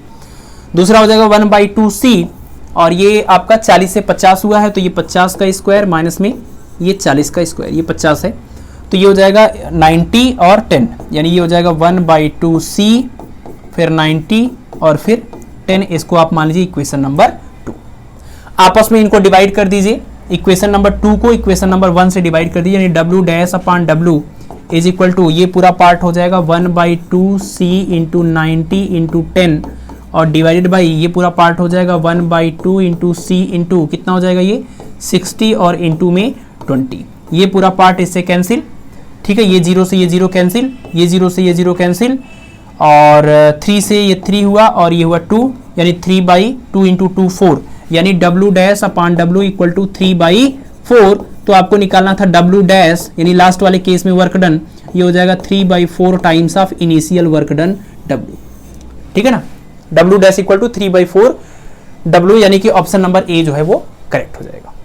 तो बस आपको ये स्टोर्ड एनर्जी का फार्मूला याद रखना है और ये याद रखना है कि किसी भी कैपेसिटर या कंडक्टर के अंदर स्टोर्ड एनर्जी, जिसको हम पोटेंशियल एनर्जी बोलते हैं, वो एक्चुअल में उसके ऊपर या उसको चार्ज देने में जो हमने वर्क किया था, अपनी एनर्जी खर्च करी थी, वही एनर्जी होती है ना। तो चार्ज देने में जो हमने एनर्जी खर्च करी, that is the potential energy of the charged conductor या कैपेसिटर। ठीक है, चलिए अगला क्वेश्चन नंबर 11। क्वेश्चन नंबर 11 में कह रहे हैं कि there are 2 capacitors of capacitances 3 picofarad and 6 picofarad respectively. A potential difference of 5000 volt is applied to the series combination of these capacitor। ठीक है ना, 3 पिकोफैरड और 6 पिकोफैरड के 2 कैपेसिटर हैं और इनका जब सीरीज कॉम्बिनेशन बनाते हैं तो उसमें हमने 5000 वोल्ट का पोटेंशियल अप्लाई किया है, वोल्टेज अप्लाई किया है। तो देखिए सीरीज कॉम्बिनेशन में 3 और ये हुआ आपका 6, ठीक है ना, और यहाँ पर हमने बैटरी लगाई है, इसका पोटेंशियल है 5000 वोल्ट। ठीक है, ये 3 पिकोफैरड और यहाँ पर हो जाएगा 6 पिकोफैरड। ठीक है, फिर कह रहे हैं इसके आगे कि now these are disconnected and joined in parallel combination, the potential difference between the plates will be. ठीक है ना, ऐसा किया जाता है, पहले करने के बाद इन दोनों को अलग कर लेते हैं और अलग करने के बाद इनको हम पैरेलल में कंबाइन कर रहे हैं तो आपको बताना है कि इन प्लेटों के बीच का पोटेंशियल डिफरेंस कितना होगा, है ना। जो भी इसका होगा वही इसका भी आएगा, क्योंकि पैरेलल कॉम्बिनेशन में पोटेंशियल डिफरेंस सेम होता है। ठीक है, तो ठीक है, पोटेंशियल डिफरेंस जो भी इसका होगा वही इसका भी होगा, या फिर कह लीजिए वही इनके इक्विवेलेंट का भी होगा। जैसे आपने देखा था ना वो चार्ज वाला केस, सीरीज कॉम्बिनेशन में चार्ज सेम होता है, तो इसका मतलब जो भी होगा वही उनके इक्विवेलेंट के ऊपर भी चार्ज होगा। तो यहाँ पैरेलल कॉम्बिनेशन में पोटेंशियल सेम होता है, तो जो भी इनका पोटेंशियल डिफरेंस होगा या इनका होगा वही इनके इक्विवेलेंट का भी होगा। तो कुल मिलाकर के हमें इसके इक्विवेलेंट कैपेसिटर के अक्रॉस पोटेंशियल डिफरेंस निकालना है, वही इनका या इनका पोटेंशियल डिफरेंस हो जाएगा। ठीक है, और आपके पास फार्मूला वही है, Q इक्वल टू होता है C इंटू में V, तो इसका मतलब V इज इक्वल टू हो जाएगा Q और अपान में C। और जो C होता है कैपेसिटर का वो कांस्टेंट होता है, वो सीरीज या पैरेलल कॉम्बिनेशन करने से इनका जो इंडिविजुअल कैपेसिटेंस होता है वो चेंज नहीं होता है। ठीक है ना, तो अगर ये 3 था ये 6 था, तो ये अभी भी 3 होगा, ये अभी भी 6 होगा, तो ये होगा 3 और ये होगा आपका 6। ठीक है, तो इनका अगर हम पैरेलल कॉम्बिनेशन में इक्विवेलेंट निकालेंगे तो ये हो जाएगा आपका 9 पिकोफैरड। ये 9 पिकोफैरड, यानी C की वैल्यू हमें पता है।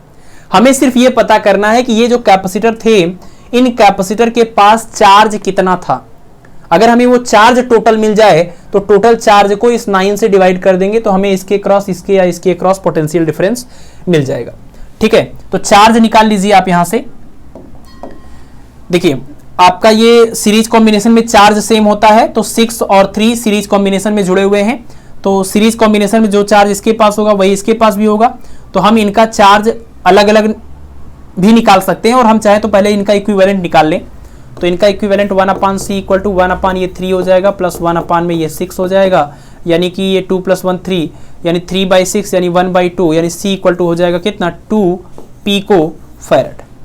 यानी इनका जो इक्विवेलेंट कैपेसिटेंस है वो है 2 पिकोफैरड। तो 2 पिकोफैरड के ऊपर जितना चार्ज होगा उतना इसके पास भी होगा और इसके पास भी होगा। ठीक है, तो चार्ज का फार्मूला हो जाएगा Q इक्वल टू होता है C इंटू में V। C कितना है, अगर हम इसकी बात करें, पहले वाले की बात कर लें या तो नहीं, एक सेकेंड, हम इनके रिजल्टेंट की वाले की बात कर लेते हैं। तो C की वैल्यू 2 रखिएगा और V की वैल्यू कितनी हो जाएगी, ये हो जाएगा 5000, मल्टीप्लाई करेंगे ये हो जाएगा 10,000, और पीको में था तो ये पिको कुलाम। यानी कि इनका जो इक्विवेलेंट आ रहा है उसके पास चार्ज है 10 पिको कुलाम। इसका मतलब कि इनके पास भी होगा 10,000 पिको कुलाम, तो इसका भी हो जाएगा 10,000 क्योंकि सीरीज में सेम होता है, और इसका भी हो जाएगा 10,000 पिको कुलाम। ठीक है, इनके पास भी इनके पास भी।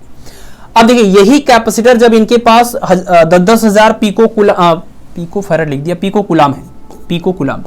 यही जब हम कैपेसिटर को जिनके पास इतने इतने चार्ज आ गए उनको जब हम पैरेलल में कंबाइन करेंगे, तो आपको पता है पैरेलल कॉम्बिनेशन में जो चार्ज होता है वो सेम नहीं होता है।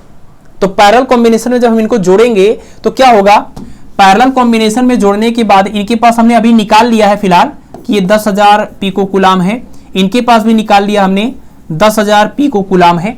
लेकिन पैरेलल कॉम्बिनेशन में जोड़ने पर क्या होता है कि चार्जेस का डिस्ट्रीब्यूशन हो जाता है।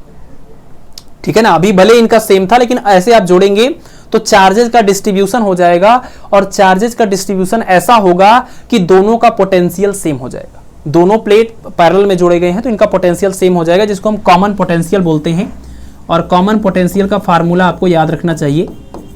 ठीक है, कॉमन पोटेंशियल ये Q इक्वल टू होता है C इंटू में V, तो V इक्वल टू हो जाएगा Q/C। Common potential V equal to होता है total charge upon total capacitance.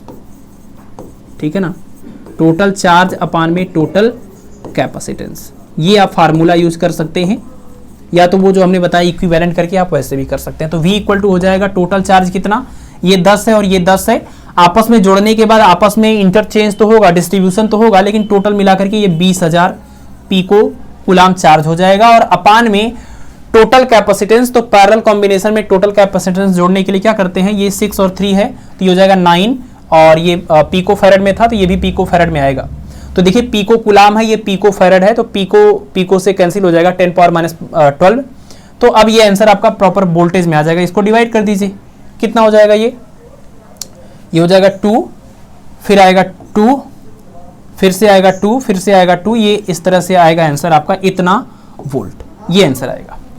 ठीक है ना, 222.22 वोल्ट, इस तरीके का आंसर आएगा। लेकिन एक भी ऐसा ऑप्शन नहीं दिया हुआ था, तो इसका कोई भी ऑप्शन मैच नहीं कर रहा है, लेकिन तरीका यही है, इसका आंसर ये आ जाएगा। ठीक है ना, तो वही चीज है कि आपको सबसे पहले क्या करना है, सीरीज कॉम्बिनेशन में करने के बाद पहले तो ये पता करिए कि जब ये चार्ज हो रहे थे सीरीज कॉम्बिनेशन में, तो सीरीज कॉम्बिनेशन में चार्ज होने पर इनके पास कितना कितना चार्ज है, जो भी होगा दोनों के पास सेम होगा। तो हमने निकाल लिया इनका इक्विवेलेंट, निकाल करके टोटल चार्ज निकाल लिया। यहां से निकलने वाला टोटल चार्ज ये कितना था, इनका कैपेसिटेंस पहले निकाला, कितना हो गया 2 पिकोफैरेड। तो अगर इनकी जगह पर 2 पिकोफैरेड का लगाएंगे तो यहां से टोटल कितना चार्ज जाएगा, 10,000 पिको कूलम। तो इधर से 10,000 पिको कूलम चार्ज जाएगा, तो इसके पास भी 10,000 होगा, इसके पास भी 10,000 होगा सीरीज कॉम्बिनेशन में। अब इन्हीं दोनों को पैरेलल में जोड़ दिया, और पैरेलल कॉम्बिनेशन में आपको पता है पोटेंशियल सेम होता है, चार्ज डिफरेंट होता है। तो जो 10,000 पिको कूलम चार्जेस थे वो आपस में इस तरीके से higher voltage to lower voltage transfer होंगे कि दोनों का पोटेंशियल फिर सेम हो जाए। तो वो जो दोनों का पोटेंशियल सेम होगा उसी को हम कॉमन पोटेंशियल बोलते हैं, और इसका फार्मूला होता है टोटल चार्ज अपॉन में टोटल कैपेसिटेंस। तो पैरेलल कॉम्बिनेशन है तो टोटल कैपेसिटेंस सीधे सीधे जोड़ने से आ जाएगा, और टोटल चार्ज हमें पता था इसका 10 था, इसका 10 था, तो 20,000 हो जाएगा। इसको सॉल्व करेंगे तो आपको इसके या इसके लिए इसके क्रॉस पोटेंशियल डिफरेंस मिल जाएगा, जिसका एक भी ऑप्शन यहां पर मैच नहीं कर रहा है। ठीक है, अगला क्वेश्चन है question number 12। The energy which an electron acquires when accelerate through a potential difference of 1 volt is called। ठीक है, आपको पता है किसी भी इलेक्ट्रॉन को 1 वोल्ट विभवांतर देने पर जब त्वरित किया जाता है तो उसी एनर्जी का नाम होता है 1 इलेक्ट्रॉन वोल्ट। ठीक है ना, उसी एनर्जी का नाम है 1 इलेक्ट्रॉन वोल्ट। यानी कि अगर दो ऐसे प्लेटें ली जाएं जिनका पोटेंशियल V1 और V2 हो, और यहां पर हम इलेक्ट्रॉन को रखें और हम कह रहे हैं V1 is greater than V2, तो आपको पता है इलेक्ट्रॉन जो है लोअर पोटेंशियल से हायर पोटेंशियल की ओर दौड़ने लगता है, एक्सेलरेट होने लगता है, क्योंकि यहां पर एक इलेक्ट्रिक फील्ड बनेगा, यहां पर एक इलेक्ट्रिक फील्ड बनेगा, और उस इलेक्ट्रिक फील्ड की वजह से इस वाले चार्ज के ऊपर एक इलेक्ट्रिक फोर्स काम करेगा, F = Q × E। और इलेक्ट्रिक फोर्स काम करेगा तो न्यूटन के अकॉर्डिंग F = ma, जहां फोर्स लग रहा है इसका मतलब उसके पास एक्सीलरेशन भी है। ठीक है, तो जब भी कभी इलेक्ट्रिक फील्ड के अंदर हम किसी चार्ज को रखते हैं तो वो लोअर पोटेंशियल से हायर पोटेंशियल की ओर, या कह लीजिए इलेक्ट्रिक फील्ड के बिल्कुल अपोजिट डायरेक्शन में ये दौड़ने लगता है। तो दौड़ने का कारण क्या होता है कि इसके ऊपर इस फील्ड की वजह से एक फोर्स लगने लगता है ना, इस फील्ड की वजह से एक फोर्स लगने लगता है। और जब ये दौड़ता है तो इसके पास जितना भी इस फील्ड ने इसके ऊपर वर्क किया है उस वर्क के इक्वल इसके पास एक काइनेटिक एनर्जी आ जाती है, जिसका फार्मूला होता है W = Q × V = इसके पास जो भी एक्वायर्ड काइनेटिक एनर्जी है 12 mv²। ठीक है, लेकिन अगर ये Q की जगह पर एक इलेक्ट्रॉन की बात हो रही है तो Q की जगह पर अगर हम E रख दें और V की जगह पर जो पोटेंशियल डिफरेंस है वो 1 वोल्ट रख दें, तो ऐसे में जो एनर्जी को एक्वायर करता है ये इलेक्ट्रॉन, उसी का नाम है 1 इलेक्ट्रॉन वोल्ट, जिसकी वैल्यू 1.6 × 10⁻19 जूल होती है। थियरी में डिटेल में ये सारी चर्चा हो चुकी है। ठीक है, तो फिलहाल में ये तो डेफिनेशन ही था 1 इलेक्ट्रॉन वोल्ट का, ये इसका आंसर हो जाएगा। चलिए, ये क्वेश्चन पीजीटी और टीजीटी 2009 दोनों में, मतलब सेम ईयर में सेम क्वेश्चन रिपीट हुआ है। ठीक है, अगला क्वेश्चन देखेंगे, क्वेश्चन नंबर 13। इसमें कह रहे हैं parallel plate capacitor is change to a definite potential difference when a 6.0 millimetre thick slab is placed between the plates, then to maintain the same potential difference between the plates, the separation between the plates is increased by 4.8 millimeter. The dielectric constant of the slab will be। ठीक है, आराम से पढ़ते हैं। एक समांतर plate संधारित्र को निश्चित विभवांतर तक आवेशित किया गया।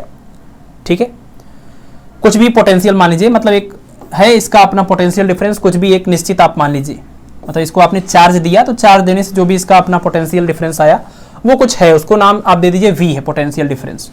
ठीक है, प्लेटों पर जो चार्ज है वो Q ले लीजिए आप। करें, जब एक 6.0 मिलीमीटर मोटी पट्टी को प्लेटों के मध्य रखा जाता है, यानी इस प्लेटों के बीच में क्या किया गया, एक डाइलेक्ट्रिक मटेरियल रखा गया है जिसकी मोटाई है 6 मिलीमीटर। ठीक है, और ऐसा करने के बाद क्या करना है, ऐसा हमने किया है और हम ये भी चाहते हैं कि इसके प्लेटों के बीच का जो पोटेंशियल डिफरेंस पहले था वो अभी भी बना रहे। ठीक है ना, क्योंकि आपने देखिए डाइलेक्ट्रिक रखा है तो कैपेसिटेंस तो अब बदल जाएगा, अब कांस्टेंट नहीं रहेगा। तो डाइलेक्ट्रिक रखने के बाद इसका कैपेसिटेंस जो है वो बदल तो जाएगा, लेकिन शर्त यहां पर यह है कि पोटेंशियल इसका नहीं बदलना चाहिए, पोटेंशियल डिफरेंस सेम रहना चाहिए। अच्छा, अगर पोटेंशियल डिफरेंस सेम रखना चाहते हैं तो कुछ तो चेंज करना पड़ेगा। तो वो क्या चेंज किया गया है, इन प्लेटों के बीच का जो सेपरेशन है वो इस वाले सेपरेशन की तुलना में 4.8 मिलीमीटर बढ़ा दिया गया है। अगर हम इसके प्लेटों के बीच का सेपरेशन डी डैश माने और इसके प्लेटों के बीच का सेपरेशन डी माने, तो जो डी डैश है वो डी से ज्यादा है। कितना ज्यादा है, D dash minus D is equal to 4.8 millimetre. ये सिचुएशन है, ठीक है ना। और दोनों में पोटेंशियल सेम है, ये भी आपको रखना है, ठीक है। कैपेसिटेंस तो सेम अभी होगा नहीं, इस तरह से अगर देखा जाए कि डाइलेक्ट्रिक रखने के बाद तो कैपेसिटेंस चेंज हो जाएगा। एक चीज और आप यहां पर देखिए कि आपने कहा कि जब इसको आपने चार्ज किया एक निश्चित विभवांतर तक, एक निश्चित वोल्टेज तक, तो चार्ज देने के बाद प्लेटों के ऊपर जो चार्ज आया होगा उसको हमने नाम दिया है Q। फिर इसके बाद आपने ना तो इन प्लेटों को दोबारा से चार्ज किया और ना ही इनके चार्ज को और कहीं पर कंडक्ट कराया। इसका मतलब यह है कि ये एक पूरा आइसोलेटेड सिस्टम है। आप जो भी इनके बीच प्लेट वगैरह रख रहे हैं, निकाल रहे हैं, उससे कोई फर्क नहीं पड़ता। प्लेटों के ऊपर जो चार्ज है वो तो कांस्टेंट बना रहेगा, है ना। प्लेटों के ऊपर जो चार्ज है वो तो कांस्टेंट बना रहेगा, उसमें तो आपने कोई चेंज नहीं किया है, ठीक है। इसका मतलब आप ये कह सकते हैं इन दोनों सिचुएशन में एक बात तो श्योर है कि जो चार्ज है वो सेम है, यानी Q इक्वल टू आप कह लीजिए Q डैश। पहले केस के लिए ये है, दूसरे केस के लिए ये है, ठीक है ना। ये सेम रहेगा क्योंकि आपने इस बैटरी को दोबारा से इसको चार्ज नहीं किया, ना तो इसके चार्ज को निकाला है, ठीक है। तो Q equal to Q dash, आप लॉ ऑफ कंजर्वेशन आप चार्ज यूज करेंगे आइसोलेटेड सिस्टम के लिए। और Q का मतलब अब फार्मूला आपको पता है, Q इक्वल टू होता है C इंटू में V। तो इस केस के लिए आप लिखेंगे C और वोल्टेज को लिखेंगे V। इस केस की बात करें तो इसको बोलेंगे C डैश, है ना। कैपेसिटेंस बदल गया लेकिन वोल्टेज आप सेम रखना चाहते हैं तो ये हो गया V, ठीक है ना। तो Q की जगह पर CV और Q डैश की जगह पर C डैश V। V इसलिए V डैश नहीं हुआ क्योंकि क्वेश्चन में बोला कि वोल्टेज दोनों जगह सेम होना चाहिए। अब इससे ये कैंसिल हो जाएगा, इसका मतलब C इक्वल टू क्या, C डैश। इस केस का कैपेसिटेंस और इस केस का कैपेसिटेंस अगर सेम होगा इस सिचुएशंस में, तभी ऐसा होगा कि इनका पोटेंशियल डिफरेंस भी सेम आएगा, ठीक है। C के लिए फार्मूला है आपके पास एप्सिलॉन नॉट A अपान में D, और C डैश के लिए फार्मूला थिकनेस वाले केस में अभी पढ़ा था, एप्सिलॉन नॉट A अपान में होता है D माइनस T, लेकिन यहाँ D नहीं बल्कि D डैश माइनस T और प्लस में T अपान में क्या, K, ठीक है। एप्सिलॉन नॉट A से एप्सिलॉन नॉट A कैंसिल हो जाएगा। अब इसको हम डायग्राम को हटा रहे हैं, आप इसको क्रॉस मल्टीप्लाई करिए तो आपको मिलेगा D is equal to D dash minus T और प्लस में T अपान में K, ठीक है। आप एक काम कर सकते हैं, माइनस T को और प्लस T अपान K को इस साइड ले जाएंगे तो माइनस हो जाएगा प्लस और प्लस हो जाएगा माइनस, तो T माइनस में T upon K is equal to यहां से हो जाएगा D डैश माइनस में D। और D डैश माइनस D की वैल्यू आपको पता है 4.8 मिलीमीटर, तो यहां पर आप रखिएगा 4.8 इंटू 10 पावर माइनस 3 मीटर में हो जाएगा। और T की वैल्यू बात करें, T मतलब थिकनेस कितना है, 6 मिलीमीटर। अच्छा कोई दिक्कत नहीं, मिलीमीटर कैंसिल हो जाएगा तो इसको हटा देते हैं, ठीक है। ये हो जाएगा आपका 4.8 और ये था आपका 6 माइनस में 6 अपान में K, ठीक है। सॉल्व कर लीजिए इसको अब, तो आपका 6 अपान K इक्वल टू ये पूरा इधर जाएगा, ये उधर जाएगा, तो ये हो जाएगा आपका 1.2। तो इसका मतलब K इक्वल टू हो गया कितना, 6 अपान में 1.2, 10 से मल्टीप्लाई करिए 60 अपान 12 यानी कि 5, यानी कि डाइलेक्ट्रिक कांस्टेंट K की वैल्यू कितनी आ जाएगी, 5, ठीक है ना। परावैद्युतांक K का मान हो जाएगा 5। तो बस इतनी सी बात याद रखनी है कि जो भी आपने इसमें किया हुआ है उन सब के दौरान आपने इन प्लेटों के ऊपर चार्ज को चेंज नहीं किया है, आपने किसी भी तरह से इसको कंडक्ट नहीं कराया है, दोबारा से आपने इसको चार्ज नहीं किया हुआ है। तो इसका मतलब कंजर्वेशन ऑफ चार्ज यहां पर हम अप्लाई करेंगे और उसके बाद चार्ज को कैपेसिटेंस और वोल्टेज से कनेक्ट करेंगे। शर्त के अनुसार वोल्टेज भी सेम है तो V को V से कैंसिल कर देंगे, बाकियों का फार्मूला यूज करके, सिर्फ और सिर्फ मैथमेटिक्स है, ठीक है। इसको सॉल्व करेंगे, आंसर आ जाएगा 5। चलिए अगला क्वेश्चन देखते हैं, क्वेश्चन नंबर 14। अभी इधर आसान क्वेश्चन है, जल्दी हो जाएगा ये। An electron with charge small e and mass m is accelerated from rest through a potential difference equal to 3 volt in vacuum. The final kinetic energy of the electron will be, ठीक है। कोई electron है पहले रुका हुआ था तो इसका मतलब शुरुआत में इसकी काइनेटिक एनर्जी कितनी होगी, 0, क्योंकि ये रेस्ट में था। लेकिन बाद में कह रहे हैं कि इस इलेक्ट्रॉन को एक ऐसे उसके अंदर रख दिया गया जिसका पोटेंशियल डिफरेंस है 3 वोल्ट, मतलब अब इसको 3 वोल्ट पोटेंशियल डिफरेंस वाले फील्ड के अंदर रखा गया तो आपको पता है कि ये एक्सेलरेट हो जाएगा फोर्स की वजह से, दौड़ने लगेगा, और दौड़ने लगेगा तो अभी इसके पास कोई ना कोई फाइनल काइनेटिक एनर्जी आ जाएगी। तो इसकी काइनेटिक एनर्जी में कितना चेंज हुआ, कितना इंक्रीमेंट हुआ, या कौन सी फाइनल काइनेटिक एनर्जी कितनी होगी, तो जितनी भी काइनेटिक एनर्जी इसके पास आएगी वो फाइनल ही है, क्योंकि इनिशियली कुछ थी नहीं। ठीक है, और इसके प्लेटों के बीच या जो भी फील्ड है वो 3 वोल्ट पोटेंशियल डिफरेंस है। तो आपके पास वही फार्मूला है कि W is equal to Q into में V is equal to half into m into v square. ये फार्मूला है फील्ड की वजह से उस इलेक्ट्रॉन के ऊपर या उस चार्ज के ऊपर work done QV is equal to, ये फार्मूला होता है उसको, उसने जो भी काइनेटिक एनर्जी एक्वायर करी है वो काइनेटिक एनर्जी या इंक्रीमेंट इन काइनेटिक एनर्जी बोल सकते हैं आप इसको।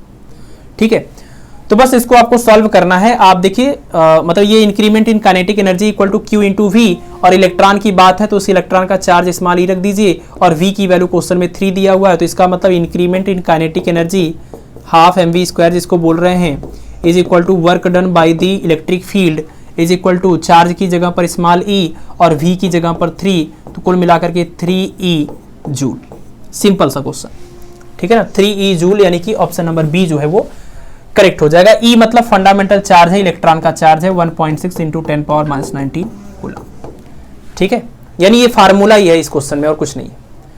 अगला क्वेश्चन देखिए, क्वेश्चन नंबर 15। क्वेश्चन नंबर 15 में कह रहे हैं hollow metallic sphere of radius 5 centimetre is charged so that the potential on its surface becomes 10 volt. The potential at a distance of 2 centimetre from the centre of the sphere will be. ठीक है, एक कोई खोखला metallic sphere है, मतलब metal का बना हुआ है लेकिन खोखला है, और इसका रेडियस है 5 सेंटीमीटर, यहां से यहां तक ये 5 सेंटीमीटर। ठीक है, आगे कह रहे हैं कि इसको ऐसे चार्ज किया गया है कि इसके सरफेस के ऊपर जो पोटेंशियल है, इसके सरफेस के ऊपर पोटेंशियल है 10 वोल्ट। ठीक है, अच्छी बात है। कह रहे हैं कि potential at a distance of 2 centimetre from the centre of the sphere, इसके सेंटर से 2 सेंटीमीटर दूर जाना है, तो ये 5 सेंटीमीटर है तो 2 सेंटीमीटर दूर जाएंगे तो अंदर ही रह गए, इस पूरे स्फीयर के अंदर ही रह गए। तो आपको बताना है कि यहां पर पोटेंशियल की वैल्यू कितनी होगी। ठीक है, अब इसके लिए हमने पिछले लेक्चर में काफी डिटेल में डिस्कस किया है कि अगर आपका हॉलो कंडक्टर है या सॉलिड कंडक्टर है या फिर सॉलिड नॉन कंडक्टर है, उनके केस में एक्सटर्नल पॉइंट पर, सरफेस पर और इंटरनल पॉइंट पर इलेक्ट्रिक फील्ड के लिए और इलेक्ट्रिक पोटेंशियल के लिए क्या क्या एक्सप्रेशंस होंगे।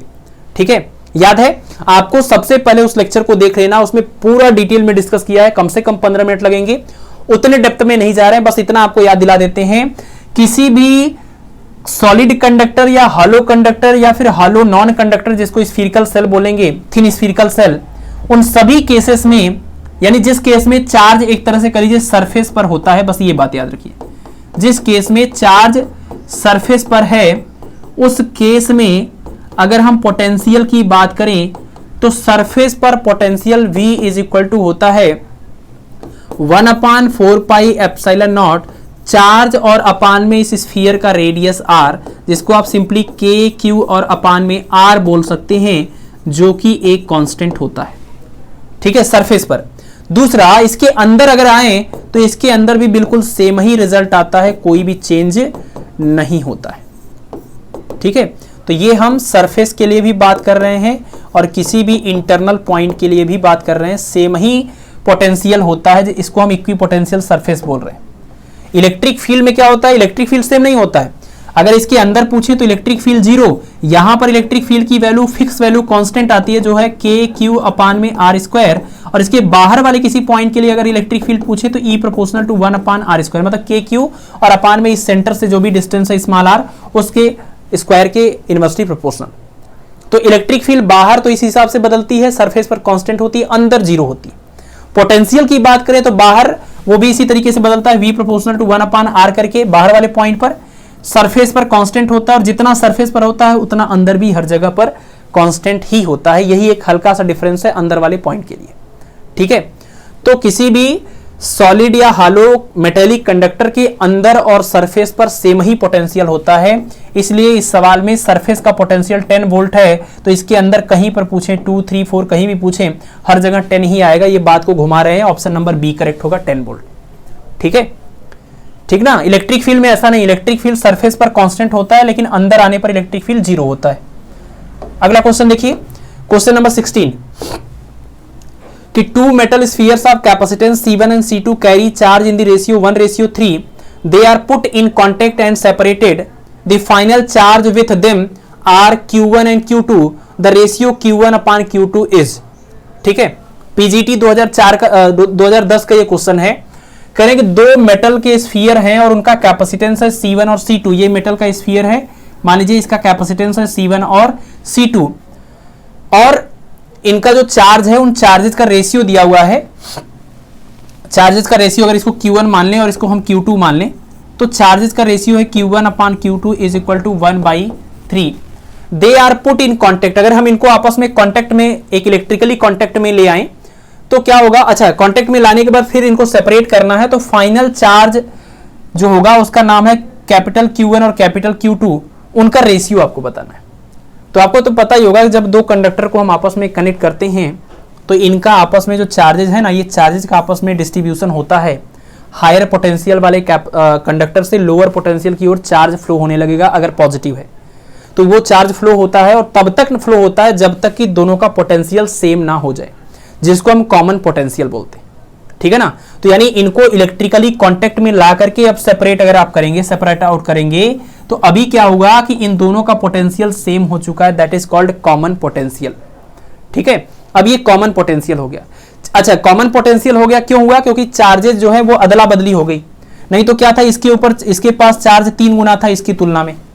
अभी क्या हुआ, दोनों के पास जो भी चार्ज होंगे वो इससे कुछ अलग हो गए होंगे, कुछ बदल गया होगा, और सवाल में कह रहा है इसका नाम है Q1 और Q2।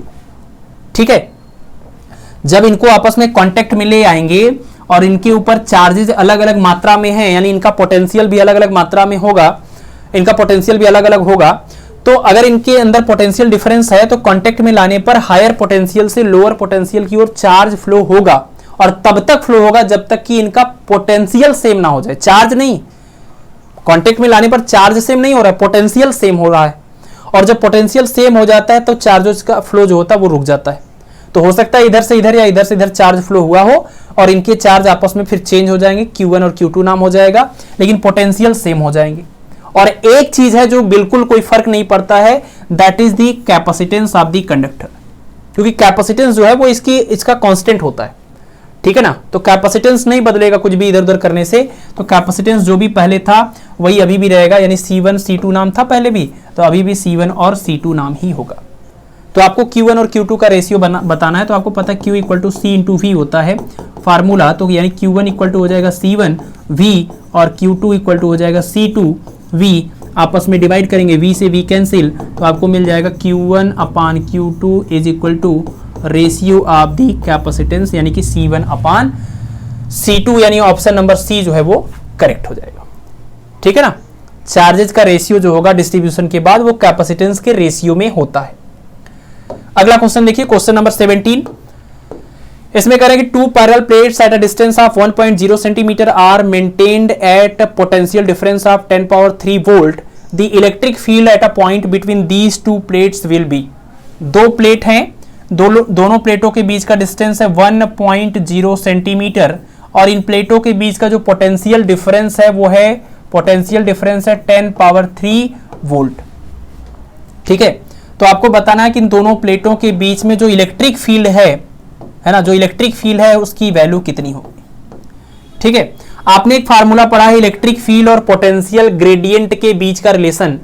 अगर मान लीजिए एक पैरेलल प्लेट कैपेसिटर का सिचुएशन है और इन प्लेटों के बीच का सेपरेशन D है, प्लेटों के बीच का पोटेंशियल डिफरेंस V है, और इनके बीच में एक यूनिफॉर्म इलेक्ट्रिक फील्ड डेवलप हुआ है E, तो इनके बीच में आपस में रिलेशन होता है E = माइनस होता है, लेकिन न्यूमेरिकल वैल्यू की बात करें V/D है ना, यानी इलेक्ट्रिक फील्ड = पोटेंशियल ग्रेडियंट, इसको बोलते हैं potential gradient, potential upon distance.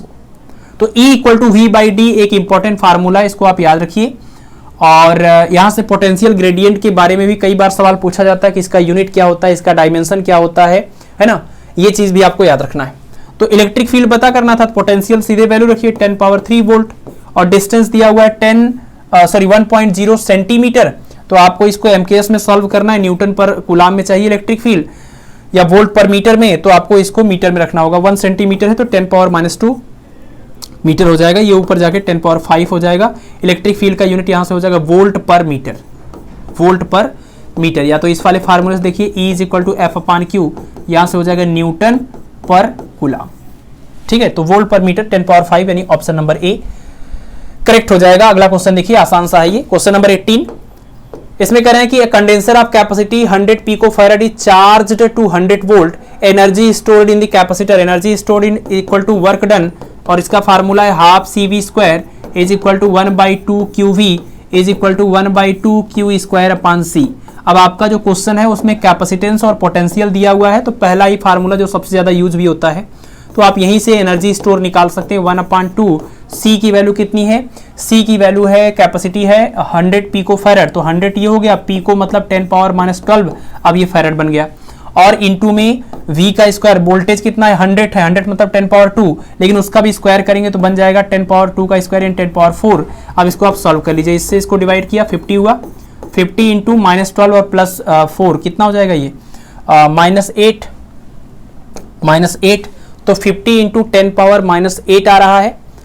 सब कुछ यहाँ पर आपको जूल में बताना है, तो आप इसको कह सकते हैं 0.50 इंटू 10⁻⁻6 जूल, आप ये बोल सकते हैं। ठीक है ना, 0.50 इंटू 10⁻⁻6 जूल। ठीक है ना, इसमें 100 से डिवाइड करेंगे तो ये आ जाएगा। तो ये आंसर यहाँ पर ऑप्शन मैच कर रहा है, ऑप्शन नंबर डी करेक्ट हो जाएगा। ठीक है, चलिए अगला क्वेश्चन देखें। नेक्स्ट है हमारा क्वेश्चन नंबर 19, और क्वेश्चन नंबर 19 तो आपने इस तरह से पीछे जो क्वेश्चन किया था कि पॉइंट ए के नजदीक वाले कैपेसिटर पर चार्ज बताना है, बिल्कुल उसी कॉन्सेप्ट पर ये हो जाएगा। ठीक है, ये पॉइंट ए है। देखिए ये 3 और ये 3 और ये 3, ये जो तीनों कैपेसिटर आपको दिख रहे हैं ये सीरीज में है, और सीरीज में है और बिल्कुल इक्वल हैं, सीरीज में है बिल्कुल इक्वल है। तो फार्मूला होता है ना सीरीज के लिए 1/C = 1/C1 + 1/C2 + 1/C3।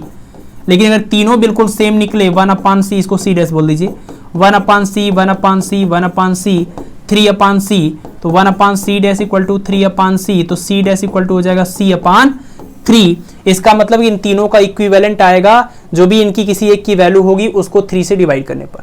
तो इसकी वैल्यू 3 है, तो 3 को 3 से डिवाइड करेंगे 1 आ जाएगा, यानी इन सब को हटा करके यहाँ पर एक सिंगल 1 पिकोफैराड का कैपेसिटर लगेगा। 1 पिकोफैराड 1 माइक्रोफैराड का लगेगा। 1 माइक्रोफैराड और 2 माइक्रोफैराड यहाँ पर पैरेलल हैं, और पैरेलल में तो सिंपल सा फार्मूला होता है C1 + C2 करके, तो 1 और 2 मिलके बन जाएंगे 3, और वो 3 ये 3 और ये 3 फिर से बन जाएंगे सीरीज, और फिर से सीरीज बनेंगे तो फिर से इनका इक्विवेलेंट निकालेंगे तो ये आ जाएगा 1, और जो 1 आएगा वो 2 के साथ फिर से पैरेलल में हो जाएगा, तो 2 और 1 मिलके फिर से बनेंगे 3, और फिर ये 3 और जो यहां से 3 आएगा और ये 3 फिर से हो जाएंगे आपके सीरीज, यानी फिर से इनका इक्विवेलेंट आ जाएगा क्या 1, और फाइनल आंसर हो गया क्या 1 माइक्रोफैराड।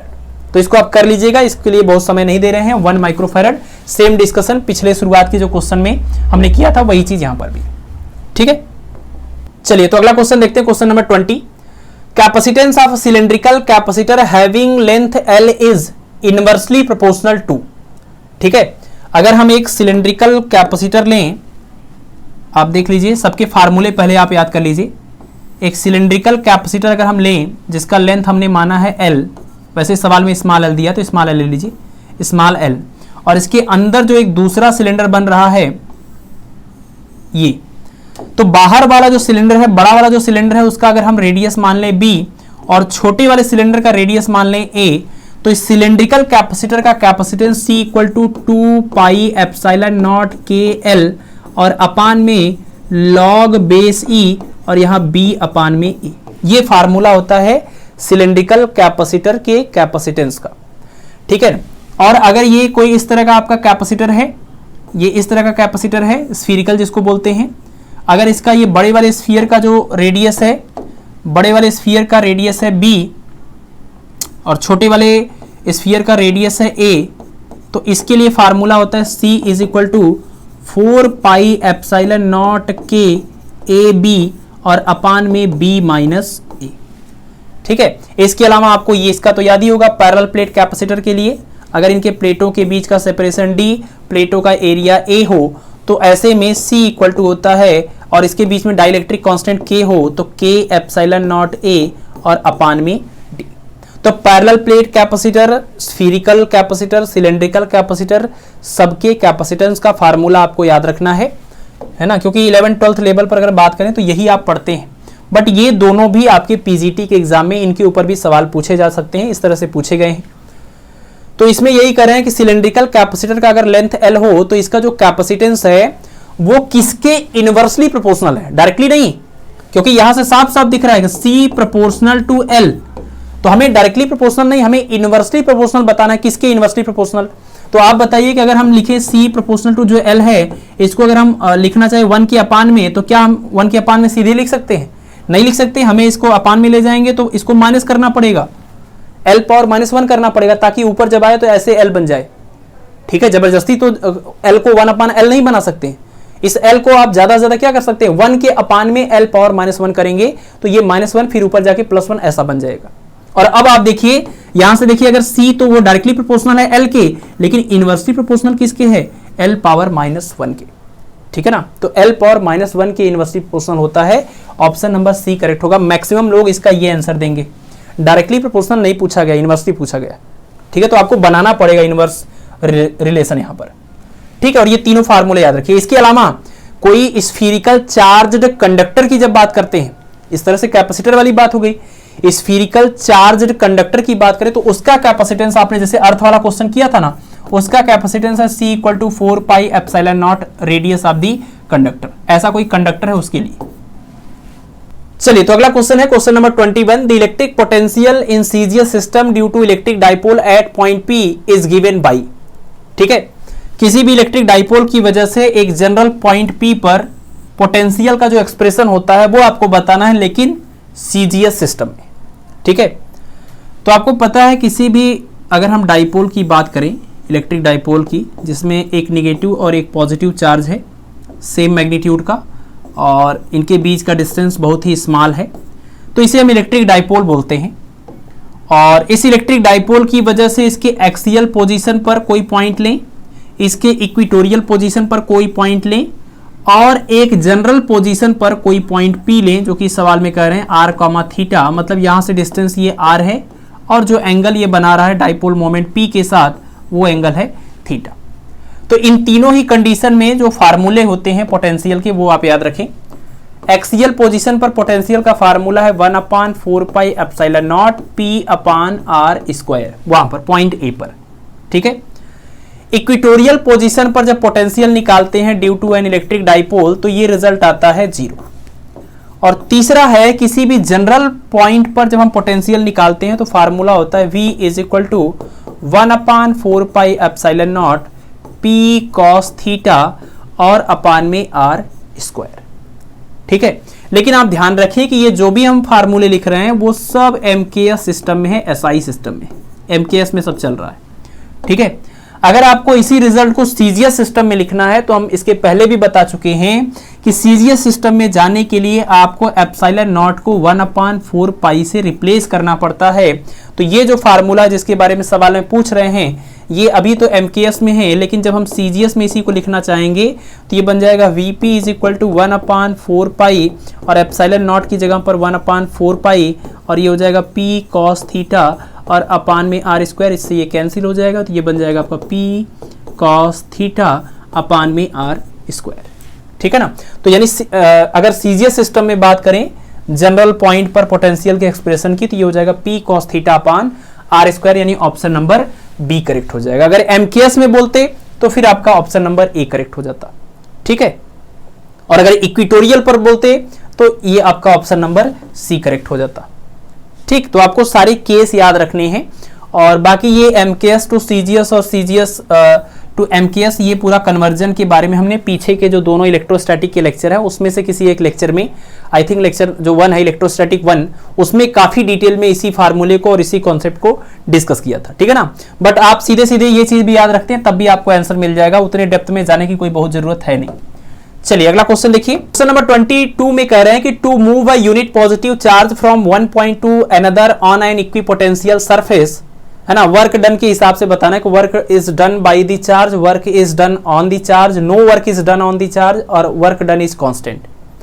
ठीक है, इक्विपोटेंशियल सरफेस के एक पॉइंट से दूसरे पॉइंट तक, एक पॉइंट से दूसरे पॉइंट तक अगर किसी यूनिट पॉजिटिव चार्ज को ले जाना हो तो कितना वर्क डन होगा। सपोज ये इक्विपोटेंशियल सरफेस है और पॉइंट ए से पॉइंट बी पर हम किसी एक यूनिट पॉजिटिव चार्ज को यानी 1 कूलाम चार्ज को लेके जाना चाहते हैं, तो उसको ले जाने में कितना वर्क डन होगा। ठीक है, आप फार्मूला जानते हैं work done, W equal to होता है Q इंटू में V, जहां V का मतलब है पोटेंशियल डिफरेंस। और अगर बात इक्विपोटेंशियल सरफेस की होती है तो इक्विपोटेंशियल सरफेस के लिए पोटेंशियल डिफरेंस होता है 0, है ना। इसको V बोलिए या डेल्टा V बोलिए, पोटेंशियल डिफरेंस 0 होगा क्योंकि हर पॉइंट का पोटेंशियल सेम होता है, तभी तो इसको इक्विपोटेंशियल सरफेस सम विभव पृष्ठ बोलते हैं। हर पॉइंट का विभव या पोटेंशियल सेम होता है, तो यहाँ का पोटेंशियल सेम होगा तो पोटेंशियल डिफरेंस 0 आएगा। पोटेंशियल डिफरेंस 0 आएगा तो वर्क डन आएगा कितना, Q equal to 0 equal to कितना, ये हो जाएगा 0। यानी इक्विपोटेंशियल सरफेस के एक पॉइंट से दूसरे पॉइंट तक चार्ज को ले जाने में कभी भी कोई भी वर्क नहीं करना पड़ता। ये एक बहुत ही इंपॉर्टेंट प्रॉपर्टी है इक्विपोटेंशियल सरफेस का। दूसरा, एक और इंपॉर्टेंट बात आप याद रखें, बाकी और भी बहुत सारी प्रॉपर्टीज हैं। दूसरी बात आपको ये याद रखनी है कि जो इक्विपोटेंशियल सरफेस होता है, इक्विपोटेंशियल सरफेस होता है उस पे इलेक्ट्रिक फील्ड लाइंस बिल्कुल सरफेस के परपेंडिकुलर होती है। ठीक है ना, अगर ये इक्विपोटेंशियल सरफेस है तो इलेक्ट्रिक फील्ड लाइंस हमेशा इसके सरफेस के बिल्कुल परपेंडिकुलर होंगी। अगर आपका इक्विपोटेंशियल सरफेस ऐसा है तो इलेक्ट्रिक फील्ड लाइंस आपकी ऐसी होंगी। ठीक है ना, हमेशा 90 डिग्री का एंगल बनाएंगे। तो ये चीज आपको याद रखना है, ये 2 इंपॉर्टेंट प्रॉपर्टी आपको याद रखनी चाहिए। बाकी और भी ढेर सारी प्रॉपर्टीज हैं कि ये आपस में इंटरसेक्ट नहीं करते, ये सारी चीजें हमने डिटेल में सप्लीमेंट्री लेक्चर में डिस्कस किया हुआ है। ठीक है, तो अगला क्वेश्चन देखिए। अच्छा, पिछले क्वेश्चन का हमने ऑप्शन नहीं दिखाया आपको, ऑप्शन देख लीजिए। इसमें जो ऑप्शन दिया हुआ है यहाँ पर option number, no work is done on the charge, है ना, क्योंकि W की वैल्यू 0 आ गई, मतलब कोई भी वर्क नहीं होगा चार्ज के ऊपर, ये ऑप्शन करेक्ट हो जाएगा। अगला देखिए, नेक्स्ट है आपका क्वेश्चन नंबर 23। इसमें कह रहे हैं कि a bullet of mass 2 gram is having a charge of 2 microcoulomb, दो what potential difference must it be accelerated starting from rest to acquire a speed of 10 metre per second. ठीक है, एक गोली का द्रव्यमान है 2 ग्राम और इसका चार्ज है 2 माइक्रोकूलम। करें कि इसको कितना पोटेंशियल डिफरेंस दें कि ये रेस्ट से स्टार्ट करे, 0 से स्टार्ट करे और फाइनली इसकी स्पीड कितनी हो जाए, 10 मीटर पर सेकेंड। ठीक है, 10 मीटर पर सेकेंड। तो सिंपल सी बात है कि आप जो भी इसको एनर्जी देंगे या जो भी इसको आप पोटेंशियल देंगे उसकी वजह से क्या होगा, इसके ऊपर इलेक्ट्रिक फील्ड की वजह से कुछ वर्क होगा, और जो भी आप इसके ऊपर एक्चुअल में वर्क कर रहे हैं वो इसके अंदर एक काइनेटिक एनर्जी उसके अंदर ले आएगी। ठीक है ना, जितना भी आपने वर्क किया उसके ऊपर या फील्ड ने वर्क किया वो उसके अंदर काइनेटिक एनर्जी के रूप में दिखाई देगी। तो QV equal to half mv², ये फार्मूला आपके पास होता है, जहां पर V मतलब होता है इंक्रीमेंट इन वेलोसिटी, क्योंकि शुरुआत में वेलोसिटी 0 थी, फाइनल वेलोसिटी को हम V मान रहे हैं। शुरुआत में काइनेटिक एनर्जी 0 थी, फाइनली उसके पास कुछ काइनेटिक एनर्जी आ गई, उसी काइनेटिक एनर्जी को ही तो हम बोल रहे हैं हाफ mv²। तो फाइनल काइनेटिक एनर्जी में से इनिशियल काइनेटिक एनर्जी को माइनस करेंगे तो ये है इंक्रीमेंट इन काइनेटिक एनर्जी, इसका मतलब ये है इंक्रीमेंट इन वेलोसिटी। ठीक है, तो यहां से आप देखिए इलेक्ट्रॉन की बात हो रही है, सॉरी एक गोली की बात हो रही है, गोली का द्रव्यमान, तो ठीक है कोई भी चीज हो सकता है। इसका चार्ज दिया हुआ 2 माइक्रोकूलम, तो आप यहां पर रख लीजिए 2 माइक्रो मतलब 10⁻⁻6 कूलम में हो गया। पोटेंशियल कितना देना है यही पूछ रहे हैं आपसे, is equal to half into mass कितना है 2 ग्राम यानी 2 इंटू 10⁻³ किलोग्राम, और वेलोसिटी की बात करें रहे हैं तो 10 मीटर पर सेकेंड है, तो 10 का स्क्वायर यानी कि 100 हो जाएगा। ठीक है, इसी को सॉल्व करना है। और देखिए 2 से ये 2 कैंसिल हुआ, -3 और ये प्लस में 2 यानी -1 आएगा। 10⁻⁻1 का मतलब 1/10 हुआ और 10 इधर मल्टीप्लाई करेगा, सॉरी 1 इसको आप इधर रहने, V की वैल्यू निकालनी है, तो V इक्वल टू इधर हो जाएगा 10⁻⁻1 ये था, और ये पूरा अपान में 2 इंटू 10⁻⁻6, माइनस में 6 ऊपर जाके प्लस होगा तो यहाँ से आएगा 10⁻5 और अपान में आएगा 1/2।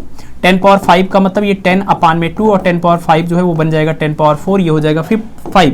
तो 5 इंटू 10⁻4 वोल्ट कहिए, या इसको आप 50 इंटू 10⁻3 वोल्ट कहिए, जिसको हम 50 और ये हो जाएगा आपका किलो वोल्ट।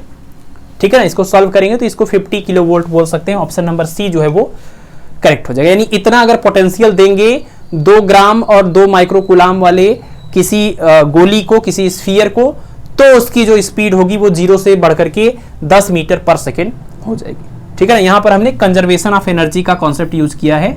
जो भी उसके ऊपर वर्क डन किया गया, जो उसके अंदर एनर्जी हमने खर्च करी, वो उसके काइनेटिक एनर्जी के इंक्रीमेंट के इक्वल हो जाएगा। ठीक है, अगला क्वेश्चन देखिए, question number 24, parallel plate condenser with oil between the plates, और जो आयल यूज किया गया है उसका डाइलेक्ट्रिक कांस्टेंट है 2, हैज अ कैपेसिटेंस C, ठीक है। If the oil is removed then the capacitance of the capacitor becomes. एक पैरेलल प्लेट कैपेसिटर है और जब इसके अंदर ऑयल डाला गया है जिसका डाइलेक्ट्रिक कांस्टेंट 2 है, तब इसका कैपेसिटेंस C है। कह रहे हैं कि अगर हम इस ऑयल को यहां से हटा दें, यानी डाइलेक्ट्रिक को अगर यहां से हटा दें, तो फिर इसका नया जो कैपेसिटेंस होगा वो कितना होगा, ठीक। तो डाइलेक्ट्रिक के साथ फार्मूला होता है C = K ε0 A/d, और यहां पर हटाने के बाद अगर उसको C डैश बोले, अभी यहां पर एयर है तो इसका मतलब ये हो जाएगा ε0 A और अपान में d, ठीक है। और ये पूरा जो है K ε0 A/d, इसकी वैल्यू कह रहे हैं क्वेश्चन में कि ये कैपेसिटेंस C था, तो अभी जो नया कैपेसिटेंस आया वो कितना होगा। तो यानी ε0 A/d की वैल्यू यहां से निकालनी होगी। ε0 A/d की वैल्यू आ जाएगी कितनी, ये आ जाएगी C और अपान में K, तो यहां पर लिखेंगे C अपान में K, और K की वैल्यू थी 2, तो यानी ये हो जाएगा C अपान में 2। जैसे ही ये ऑयल या डाइलेक्ट्रिक कांस्टेंट यहां से हटा देंगे तो जो नया कैपेसिटेंस आएगा वो पिछले कैपेसिटेंस का आधा हो जाएगा, यानी C/2 हो जाएगा। ऑप्शन नंबर डी करेक्ट है, ठीक है ना। वैसे भी आपको पता है कैपेसिटेंस यानी डाइलेक्ट्रिक मटेरियल यूज करने पर कैपेसिटेंस बढ़ता है और हटा लेने पर वो घटता है, तो पहले C था तो अभी घट जाएगा, C/2 आ जाएगा, ठीक है। क्वेश्चन नंबर 25, इसमें कह रहे हैं कि a cube contains 8 electric dipoles on which magnitude of each charge is E, the total electric flux emanating out of the cube will be, ठीक है। एक क्यूब है और उस क्यूब के अंदर 8 इलेक्ट्रिक डाइपोल रखे हुए हैं। इस क्यूब के अंदर 8 इलेक्ट्रिक डाइपोल रखे हैं। हर एक इलेक्ट्रिक डाइपोल में जो चार्ज है वो कितना है, स्मॉल e, ठीक है ना। इलेक्ट्रिक डाइपोल में आपको पता है 2 चार्जेस होते हैं, इक्वल और अपोजिट, तो उसका मैग्नीट्यूड कह रहे हैं कि स्मॉल e है, यानी -e और +e मिलकर के एक इलेक्ट्रिक डाइपोल बना रहे हैं, ठीक है ना। इसके अंदर 8 इलेक्ट्रिक डाइपोल हैं और हर इलेक्ट्रिक डाइपोल की कहानी ये है कि -e और +e चार्ज से मिलकर के वो बना हुआ है। अब आप बताइए, किसी भी अगर हम इलेक्ट्रिक डाइपोल की बात करें तो इसका टोटल चार्ज हम देखें तो कितना आएगा, 0 आएगा, क्योंकि इक्वल और अपोजिट चार्जेस मौजूद हैं, तो टोटल जोड़ने पर 0 हो जाएगा, ठीक है। इसी तरह से जो दूसरा होगा, तीसरा होगा, चौथा होगा, इन सब का हम टोटल चार्ज जोड़ें तो 0 आएगा, यानी 8 के 8 जो यहाँ डाइपोल रखे हुए हैं उनका टोटल चार्ज निकलेगा तो 0 आएगा। यानी कि इस पूरे अगर हम इस पूरे क्यूब के अंदर या गॉसियन सरफेस के अंदर बात करें तो enclosed charge is equal to 0, है ना। इलेक्ट्रिक डाइपोल तो है लेकिन टोटल चार्ज की बात करें तो वो आ रहा है 0। और फ्लक्स का फार्मूला आपको पता है गॉस के थ्योरम से कि जो यहां पर हम लिखते हैं Q अपान में ε0, ये Q होता है टोटल इनक्लोज्ड चार्ज और अपान में ε0, और यहाँ डाइपोल है तो डाइपोल का टोटल चार्ज 0 होता है, तो पूरा 0 ही हो गया, 0 अपान ε0 इक्वल टू 0, यानी कि जो ऑप्शन नंबर डी है वो करेक्ट हो जाएगा, ठीक है। कोई सिंगल चार्ज होता पॉजिटिव या निगेटिव तब आंसर आता, लेकिन इलेक्ट्रिक डाइपोल में इक्वल और अपोजिट होते हैं, तो चाहे 10, 20, 1000, लाख कितने भी इलेक्ट्रिक डाइपोल रख दीजिए उसका फ्लक्स कितना आ जाएगा, 0, ठीक है। सॉरी, चलिए अगला क्वेश्चन नंबर 26, इसमें कह रहे हैं कि if in a condenser instead of air a dielectric medium of dielectric constant K is placed, the capacity of the condenser reduces K times, increases K times, remains unchanged, reduces K square times, ठीक है। तो ये तो आपको पता ही चल गया होगा कि किसी भी कंडेंसर में अगर एयर की जगह पर डाइलेक्ट्रिक कांस्टेंट K वाला मटेरियल यूज करें तो कैपेसिटेंस पर क्या प्रभाव पड़ेगा। तो जब एयर होता है तो कैपेसिटेंस होता है ε0 A/d, लेकिन जब कोई मीडियम होता है, डाइलेक्ट्रिक कांस्टेंट होता है, तो कैपेसिटेंस होता है K ε0 A/d, यानी कि आप कहेंगे K और ये पूरी वैल्यू है एयर वाले कैपेसिटर का कैपेसिटेंस, यानी कि आप कह सकते हैं मीडियम में कैपेसिटेंस एयर वाले कैपेसिटेंस का K गुना होता है, यानी कि K गुना बढ़ जाता है, increases K times. Option number B correct हो जाएगा, PGT 2011 का है, ठीक है। अगला क्वेश्चन देखिए, question number 27, after charging a parallel plate capacitor the separation between its plate is increased, the potential difference between its plate is, ठीक है ना। एक पैरेलल प्लेट कैपेसिटर को पहले चार्ज किया जाता है और चार्ज करने के बाद इनके प्लेटों के बीच का डिस्टेंस जो है, सेपरेशन जो है वो बढ़ा दिया जाता है, तो आपको बताना है कि प्लेटों के बीच का पोटेंशियल डिफरेंस जो है उसके ऊपर क्या प्रभाव पड़ेगा। ठीक है, तो मान लीजिए कैपेसिटर को चार्ज किया गया, चार्ज करने जब आप उसको चार्ज कर रहे थे तो इनके प्लेटों के बीच का सेपरेशन था d। बाद में आपने चार्ज करने के बाद इनके प्लेटों के बीच का सेपरेशन बढ़ा करके क्या कर दिया, d डैश, यानी आपको यह ध्यान रखना कि d dash is greater than d के। तो आपको बताना है कि इस केस में जो पोटेंशियल डिफरेंस था प्लेटों के बीच का और इस केस में जो आएगा पोटेंशियल डिफरेंस प्लेटों के बीच का, वो बढ़ जाएगा पहले से या फिर घट जाएगा। ठीक है, तो आपको पता है C is equal to formula होता है K epsilon naught A upon में D, और C की बात करें पोटेंशियल के फॉर्म में लिखना है, चार्ज के फॉर्म में लिखना है, तो ये हो जाएगा Q अपान में V is equal to K epsilon naught A upon में D। आपको पोटेंशियल के बारे में बात करना है, क्रॉस मल्टीप्लाई करेंगे तो V इज इक्वल टू हो जाएगा Q D अपान में K एप्सिलॉन नॉट A। और आप देखिए कि आप इन कैपेसिटर को चार्ज करके सिर्फ इनके बीच का सेपरेशन बढ़ा रहे हैं, तो सेपरेशन ही सिर्फ बढ़ा रहे हैं, यानी सिर्फ और सिर्फ आप D की वैल्यू को चेंज कर रहे हैं, ना तो आप चार्ज को चेंज कर रहे हैं, ना तो आप A को चेंज कर रहे हैं, ना तो आप K को चेंज कर रहे हैं। ठीक है, तो इसका मतलब सिर्फ और सिर्फ आप D को चेंज कर रहे हैं और D को भी क्या कर रहे हैं, बढ़ा रहे हैं। तो D को अगर आप बढ़ाएंगे, साफ साफ यहां से रिलेशन एक बन गया V प्रोपोर्शनल टू D, तो यहां से साफ साफ दिख रहा है कि अगर आप प्लेटों के बीच का सेपरेशन बढ़ाएंगे इस सिचुएशन में, तो ऐसे में उन प्लेटों के बीच का पोटेंशियल डिफरेंस भी बढ़ जाएगा। ठीक है ना, क्योंकि बाकी सारी चीजें यहां पर कांस्टेंट हैं, आपने चार्ज को चेंज नहीं किया, आपने प्लेटों का एरिया वगैरह कुछ भी चेंज नहीं किया, सिर्फ सेपरेशन आप बढ़ा रहे हैं। तो सेपरेशन बढ़ाएंगे तो इस रिलेशन से पता चल रहा है कि पोटेंशियल डिफरेंस भी बढ़ जाएगा, यानी इंक्रीज हो जाएगा। तो ऑप्शन नंबर बी जो है इसका करेक्ट हो जाएगा। ठीक है, अगला क्वेश्चन देखिए, क्वेश्चन नंबर 28। इसके बाद 2 और क्वेश्चन करेंगे, बाकी आपका होमवर्क है। क्वेश्चन नंबर 28 आपका जो है वो इक्विपोटेंशियल सरफेस के बारे में है और उसकी प्रॉपर्टी के ऊपर बेस्ड है ये। तो अगर आपने इसकी प्रॉपर्टीज को याद किया होगा तो आप इसका आंसर दे सकते हैं। कह रहे हैं कि निम्न में से कौन सा कथन सही नहीं है, मतलब इसमें एक ऐसा स्टेटमेंट है जो सही नहीं है, यानी बाकी 3 सही है। तो जो बाकी 3 सही है वो एक्चुअल में इक्विपोटेंशियल सरफेस की प्रॉपर्टीज है। Two equipotential surfaces can not intersect to each other. आपको पता है कि 2 इक्विपोटेंशियल सरफेस एक दूसरे को इंटरसेक्ट नहीं करते। इधर से देखिए, work done in moving a charge on an equipotential surface is 0। अभी पीछे क्वेश्चन किया था, ये आपको याद भी होना चाहिए, ये भी सही बात है। Electric field at the surface of a conductor is always perpendicular to it. ये भी आपने देखा कि जो इलेक्ट्रिक फील्ड या इलेक्ट्रिक फील्ड लाइंस होती हैं इक्विपोटेंशियल सरफेस की हमेशा परपेंडिकुलर होती है, ये भी सही स्टेटमेंट है। आपको तो ये बताना है जो सही नहीं है, मतलब जो गलत है।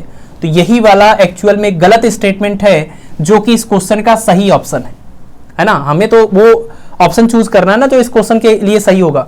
तो इन्होंने पूछा कौन सा गलत ऑप्शन है, तो यही वाला जो है वो गलत ऑप्शन है, यानी यही हमारे इस क्वेश्चन का आंसर हो जाएगा। बाकी आंसर नहीं होंगे। स्टेटमेंट सही है लेकिन हमारे आंसर नहीं है। ठीक है, और ये स्टेटमेंट गलत है लेकिन ये हमारा आंसर हो जाएगा। ठीक, अगला क्वेश्चन है क्वेश्चन नंबर 29। क्वेश्चन नंबर 29 थोड़ा सा अलग है, इसको आप देख लीजिए। The interaction energy of the charges in the setup below will be. एक सेटअप दिया हुआ है, plus Q minus Q minus Q plus Q charge दिया हुआ है और ये एक स्क्वायर के कॉर्नर्स पर है। तो ए और ए जो है साइड आपको दिया हुआ है। आपको बताना कि ये चारों चार्जेस जब आपस में इंटरैक्ट करेंगे तो इनका इंटरैक्शन एनर्जी, जिसको हम पोटेंशियल एनर्जी बोलते हैं, वो कितना होगा। ठीक है, देखिए जब आप सिर्फ और सिर्फ 2 चार्जेस की बात करते हैं तो इंटरैक्शन एनर्जी या पोटेंशियल एनर्जी निकालने के लिए आपके पास इतना ही ऑप्शन है कि ये 2 चार्जेस हैं आपस में इंटरैक्ट हो रहे हैं, तो potential energy 1/4 pi epsilon not Q1 Q2 और अपान में स्मॉल r है ना। इसी तरह से अगर आपके पास 3 चार्जेस हो जाते हैं तब आप क्या करते हैं, देखिए अगर ये Q1 हो और ये Q2 हो और ये Q3 हो, तो इसमें अगर हमें इंटरैक्शन एनर्जी या पोटेंशियल एनर्जी निकालनी हो तो क्या होगा। जैसे ये वाले चार्ज को पकड़ लें तो ये वाला चार्ज इसके साथ इंटरैक्ट करेगा, इसके साथ भी इंटरैक्ट करेगा, एक यहां से आएगा एक यहां से आएगा, और ये वाला चार्ज जो है मतलब इसका देखिए इसके साथ हो गया है, अब ये वाला चार्ज इसके साथ इंटरैक्ट करेगा क्योंकि इसके साथ 2 ही तो बचे, तो इसका इसके साथ भी इंटरैक्शन होगा, तीसरा ही होगा। इन तीनों पेयर की पोटेंशियल एनर्जी को जोड़ देंगे तो फाइनल पोटेंशियल एनर्जी आ जाएगी। लेकिन यहां पर जरा देखिए इसमें जिसमें 4 है, 2 देख लिया 3 देख लिया, 4 का देखिए। 4 वाले में एक तो ये इसके साथ इंटरैक्ट हुआ, एक यहां से आया, फिर ये इसके साथ इंटरैक्ट हुआ, एक यहां से आया, ये इसके साथ इंटरैक्ट हुआ, एक यहां से आया, ये इसके साथ इंटरैक्ट हुआ, एक यहां से आया, हो गया। अभी देखिए डायगोनल में ये इसके साथ इंटरैक्ट करेगा, ये वाला इसके साथ इंटरैक्ट करेगा, तो यानी 6 पोटेंशियल एनर्जी हैं जिनको जोड़ने के बाद इस पूरे सिस्टम की पोटेंशियल एनर्जी या इंटरेक्शन एनर्जी आपको मिलेगी। ठीक है, तो किसी भी एक का पहले निकाल लेते हैं, बाकियों का आप देख लीजिए बिल्कुल एज इट इज होगा, क्योंकि प्लस माइनस का पेयर है, प्लस माइनस का पेयर है, प्लस माइनस का पेयर है, प्लस माइनस का पेयर है, और हर बार डिस्टेंस भी स्मॉल ए है।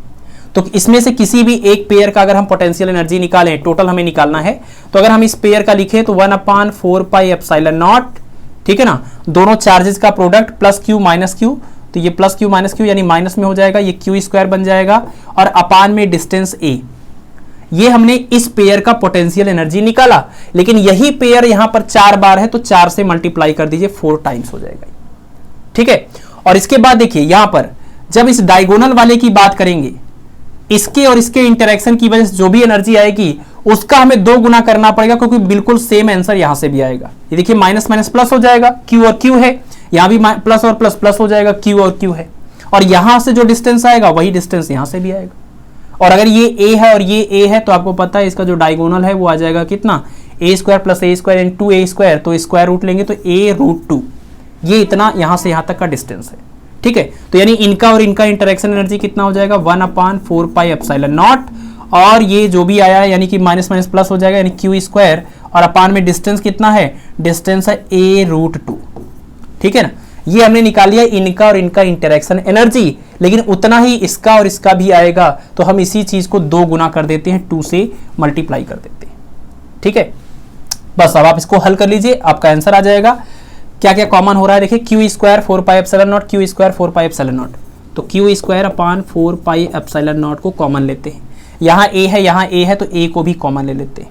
यहाँ से बचेगा कितना, माइनस में 4, और यहाँ से बचेगा प्लस में 2, और यहाँ से बचेगा अपान में √2, तो ये 2 अपान √2 है, सॉल्व करेंगे √2 आ जाएगा, तो √2 - 4 यानी क्या बना, q² अपान 4πε0a, और यहाँ से आ जाएगा √2 और माइनस में 4, ये टोटल इंटरेक्शन एनर्जी की वैल्यू हो जाएगी इस पूरे सिस्टम की, जो 4 इस तरह के चार्जेस से मिलकर बना हुआ है। ठीक है ना, तो आपको ध्यान रखना है हमेशा सिर्फ 2 पेयर तक ही सीमित नहीं रहना है, आपको देखना है कि 2 के अलावा भी और किसी का पेयर बन रहा है आपस में, तो ये 2 ये 2 ऐसे 4, ये 4 तो ऐसे बन गए, लेकिन 2 इधर भी बन रहे थे, इसके अलावा कोई पेयर नहीं बन रहा है, इसलिए इन 6 के 6 को जोड़ेंगे तो ये आंसर आ जाएगा, तो √2 - 4 q² अपान 4πε0a, ऑप्शन नंबर 1 ए जो है वो करेक्ट हो जाएगा। ठीक है, पीजीटी 2016 से। चलिए अब आज की इस क्लास के लास्ट क्वेश्चन को कर लेते हैं, क्वेश्चन नंबर 30। इसके बाद के जो 4 क्वेश्चन होंगे वो आपके होमवर्क होंगे, उन चारों क्वेश्चन को आप सॉल्व करेंगे, सॉल्व करके जो भी आंसर आते हैं आप उसको कमेंट सेक्शन में बता देंगे, फिर वहां पर हम जब भी चेक करेंगे, आपका कमेंट सेक्शन चेक करते रहते हैं, तो उसमें बता देंगे कि आपका आंसर करेक्ट आया है कि नहीं आया है। ठीक है, क्वेश्चन नंबर 30 में कह रहे हैं कि on moving from the surface towards the centre of a charged solid metal sphere the electric field increases decreases is same as on the surface is 0 everywhere. ठीक है, अभी आपने पीछे जो एक सवाल किया था पोटेंशियल वाला केस, उसमें हमने आपको बताया कि कोई भी ऐसा केस जिसमें आपका जो चार्ज है वो सरफेस के ऊपर है, सरफेस के ही ऊपर है सिर्फ और सिर्फ, तो ऐसे केस में उसके सरफेस पर और उसके अंदर हर जगह पोटेंशियल सेम होता है ना, पोटेंशियल हर जगह सेम होता है। लेकिन जब इलेक्ट्रिक फील्ड की बात आती है तो अंदर हर जगह इलेक्ट्रिक फील्ड होता है 0, सरफेस पर इलेक्ट्रिक फील्ड होता है kq upon r², that is a constant. और अगर बाहर की बात करें, बाहर के किसी पॉइंट पर, तो यहां पर electric field E equal to होता है kq और अपान में स्मॉल r², स्मॉल r का मतलब इस डिस्टेंस के ऊपर ये डिपेंड करेगा। तो बाहर वेरिएबल है, सरफेस पर कांस्टेंट है, और अंदर हर जगह 0 है इलेक्ट्रिक फील्ड। पोटेंशियल की बात करें, बाहर क्या होता है, वेरिएबल होता है ना, इसी तरीके से वेरिएबल होता है, सरफेस पर कांस्टेंट होता है और अंदर भी कांस्टेंट होता है। तो पोटेंशियल जो होता है वो सरफेस और अंदर हर जगह एक जैसा, लेकिन इलेक्ट्रिक फील्ड सरफेस पर तो एक जैसा है, कांस्टेंट है, लेकिन अंदर जो है वो हर जगह 0 है। तो इसका आंसर हो जाएगा option number D, electric field is 0 everywhere. ठीक है ना, इसके अंदर जाने पर हर जगह इलेक्ट्रिक फील्ड शून्य रहता है। ठीक है, बस तो आज के लिए इतने ही, 30 क्वेश्चन हमने करा दिए, बाकी क्वेश्चन आप देख लीजिए, इसको आप करके इसका आंसर बताएंगे कमेंट सेक्शन में, है ना। थोड़ा स्पेशल क्वेश्चन है, वैसे तो मेरा मन था इसको कराने का, लेकिन थोड़ा आपको भी प्रयास करना पड़ेगा, सिर्फ और सिर्फ सॉल्यूशन पाने से आपका सिलेक्शन नहीं हो सकता, थोड़ी मेहनत करनी है, थोड़ा प्रयास करना है। आप इसके लिए सप्लीमेंट्री लेक्चर देख सकते हैं या उन लेक्चर्स के जो फ्री नोट्स हमने आपको ऐप के ऊपर प्रोवाइड करे हैं उस नोट से रिवीजन कर सकते हैं। इसके अलावा आप कोई आपके पास जो बुक है उसको आप पढ़ सकते हैं, ग्रेजुएशन वगैरह की, ठीक है ना, वहां से आप कर सकते हैं। तो करें विच एक्सप्रेशन इज इनकरेक्ट, और ये 4 एक्सप्रेशन दिए हुए हैं, आप ध्यान से देख लीजिए। इसमें से कौन सा गलत है वो आपको बताना है, यानी 3 सही है 1 गलत है, ठीक है। अगला क्वेश्चन है if point charge of 1.5 into 10⁻⁻6 coulomb is placed at the origin then 30 volt equipotential surface will have the radius. अगर 1.5 × 10⁻⁻6 कूलम का बिंदु आवेश केंद्र पर रखा हो तो 3 वोल्ट विभव वाले समविभव पृष्ठ की त्रिज्या कितनी होगी, ये क्वेश्चन है आपका, ठीक है। अगला क्वेश्चन देखिए, अगला है कि 2 ग्राम, ऐसे पढ़ देते, 2 ग्राम द्रव्यमान एवं 5 माइक्रोकूलम आवेश का पिंड डोरी के एक छोर पर छत से लटका है, ऐसे ऊपर से ऐसे लटकाया गया है। यदि 10 किलो वोल्ट पर मीटर का क्षैतिज विद्युत क्षेत्र यानी हॉरिजॉन्टल इलेक्ट्रिक फील्ड लगाया जाए तो डोरी यानी स्ट्रिंग एंड ऊर्ध्व दिशा के बीच में कितना कोण बनेगा, ठीक है। तो ये सिचुएशन आप समझ रहे हैं, मैं इसमें ज्यादा एक्सप्लेन नहीं करूंगा, इसको आपको सॉल्व करना है। और लास्ट क्वेश्चन है आज की इस क्लास का जो आपको करने हैं, 27 identical mercury drops are each charged to 10 volt potential, then they are merged to form 1 large drop, what will be the potential of the large drop, ठीक है ना। 27 छोटे छोटे मरकरी के ड्रॉप हैं जिनको सभी को 10 वोल्ट पोटेंशियल दिया गया है, उनको मिलाकर के एक बड़ा सा ड्रॉप बनाया गया, तो उस बड़े वाले ड्रॉप का पोटेंशियल कितना होगा ये आपको बताना है। और ये आपके इन चारों क्वेश्चंस के ऑप्शन है, ठीक है। तो बस इतना ही है। और ये वाला क्वेश्चन जो पूछा गया था वो गलत है, बुक में ऐसे लिखा हुआ, लेकिन ये गलत है क्योंकि जो इलेक्ट्रिक ससेप्टिबिलिटी होती है ये डायमेंशन लेस कांस्टेंट होता है, इसका डायमेंशन नहीं होता है। यहाँ पर जो वैल्यू दिया वो डायमेंशन के साथ, यूनिट के साथ दिया है, तो ये गलत है, पूरा क्वेश्चन ही ये सॉल्व नहीं हो पाएगा। बाकी हम फार्मूला आपको इसका बता देते हैं। ये फार्मूला आप याद रखिए, mu r equal to 1 + chi_m, magnetic susceptibility इसको बोलते हैं, चुंबकीय सुग्राहिता, और इसको बोलते हैं रिलेटिव परमिएबिलिटी यानी कि आपेक्षिक चुंबकशीलता। तो म्यू आर इक्वल टू, ये मैग्नेटिज्म वाले चैप्टर में आता है, mu r equal to 1 + chi_m। और इसी तरह से आपका इलेक्ट्रिसिटी में, इलेक्ट्रोस्टैटिक में आता है epsilon R equal to 1 + chi_e, ये इलेक्ट्रिक ससेप्टिबिलिटी है। तो बिल्कुल पैरेलल फार्मूला है दोनों का, ठीक है ना। यहाँ पर आप समझ रहे हैं म्यू आर का मतलब क्या है, म्यू अपान में म्यू नॉट है, ठीक है, और एप्सिलॉन आर का मतलब है एप्सिलॉन अपान में एप्सिलॉन नॉट, इसी को हम के से भी रिप्रेजेंट करते हैं। तो इसको आप लिख सकते हैं के इक्वल टू 1 + chi_e, ये भी आप लिख सकते हैं, ठीक है ना। बट ये क्वेश्चन ही गलत है पूरा, तो इसका कोई आंसर नहीं आएगा, आप ये फार्मूले याद कर सकते हैं, ठीक है। तो बस आज के लिए इतना ही, आप इन क्वेश्चन को सॉल्व कर लीजिएगा और पूरा इलेक्ट्रोस्टैटिक आज कंप्लीट हो गया। तो आप इसके लिए क्या कर सकते हैं, सबसे पहले मास्टर बैच जो इसके पहले हमने जो मास्टर बैच 1.0 था, जो सप्लीमेंट्री लेक्चर्स हैं आपके इस टॉपिक के, आप उस प्लेलिस्ट में जाकर के सबसे पहले इन टॉपिक को वहां से थियरी वाइज कंप्लीट करिए। उसके बाद आप इस लेक्चर के क्वेश्चंस को अटेम्प्ट करिए, तो ज्यादा अच्छे से क्लैरिटी आएगी और ज्यादा क्वेश्चंस आप सॉल्व कर पाएंगे, ठीक है ना। तो चलिए बस आज के लिए इतना ही, बाकी आप लोग पढ़ाई करते रहें और अपना ख्याल रखें। Thank you.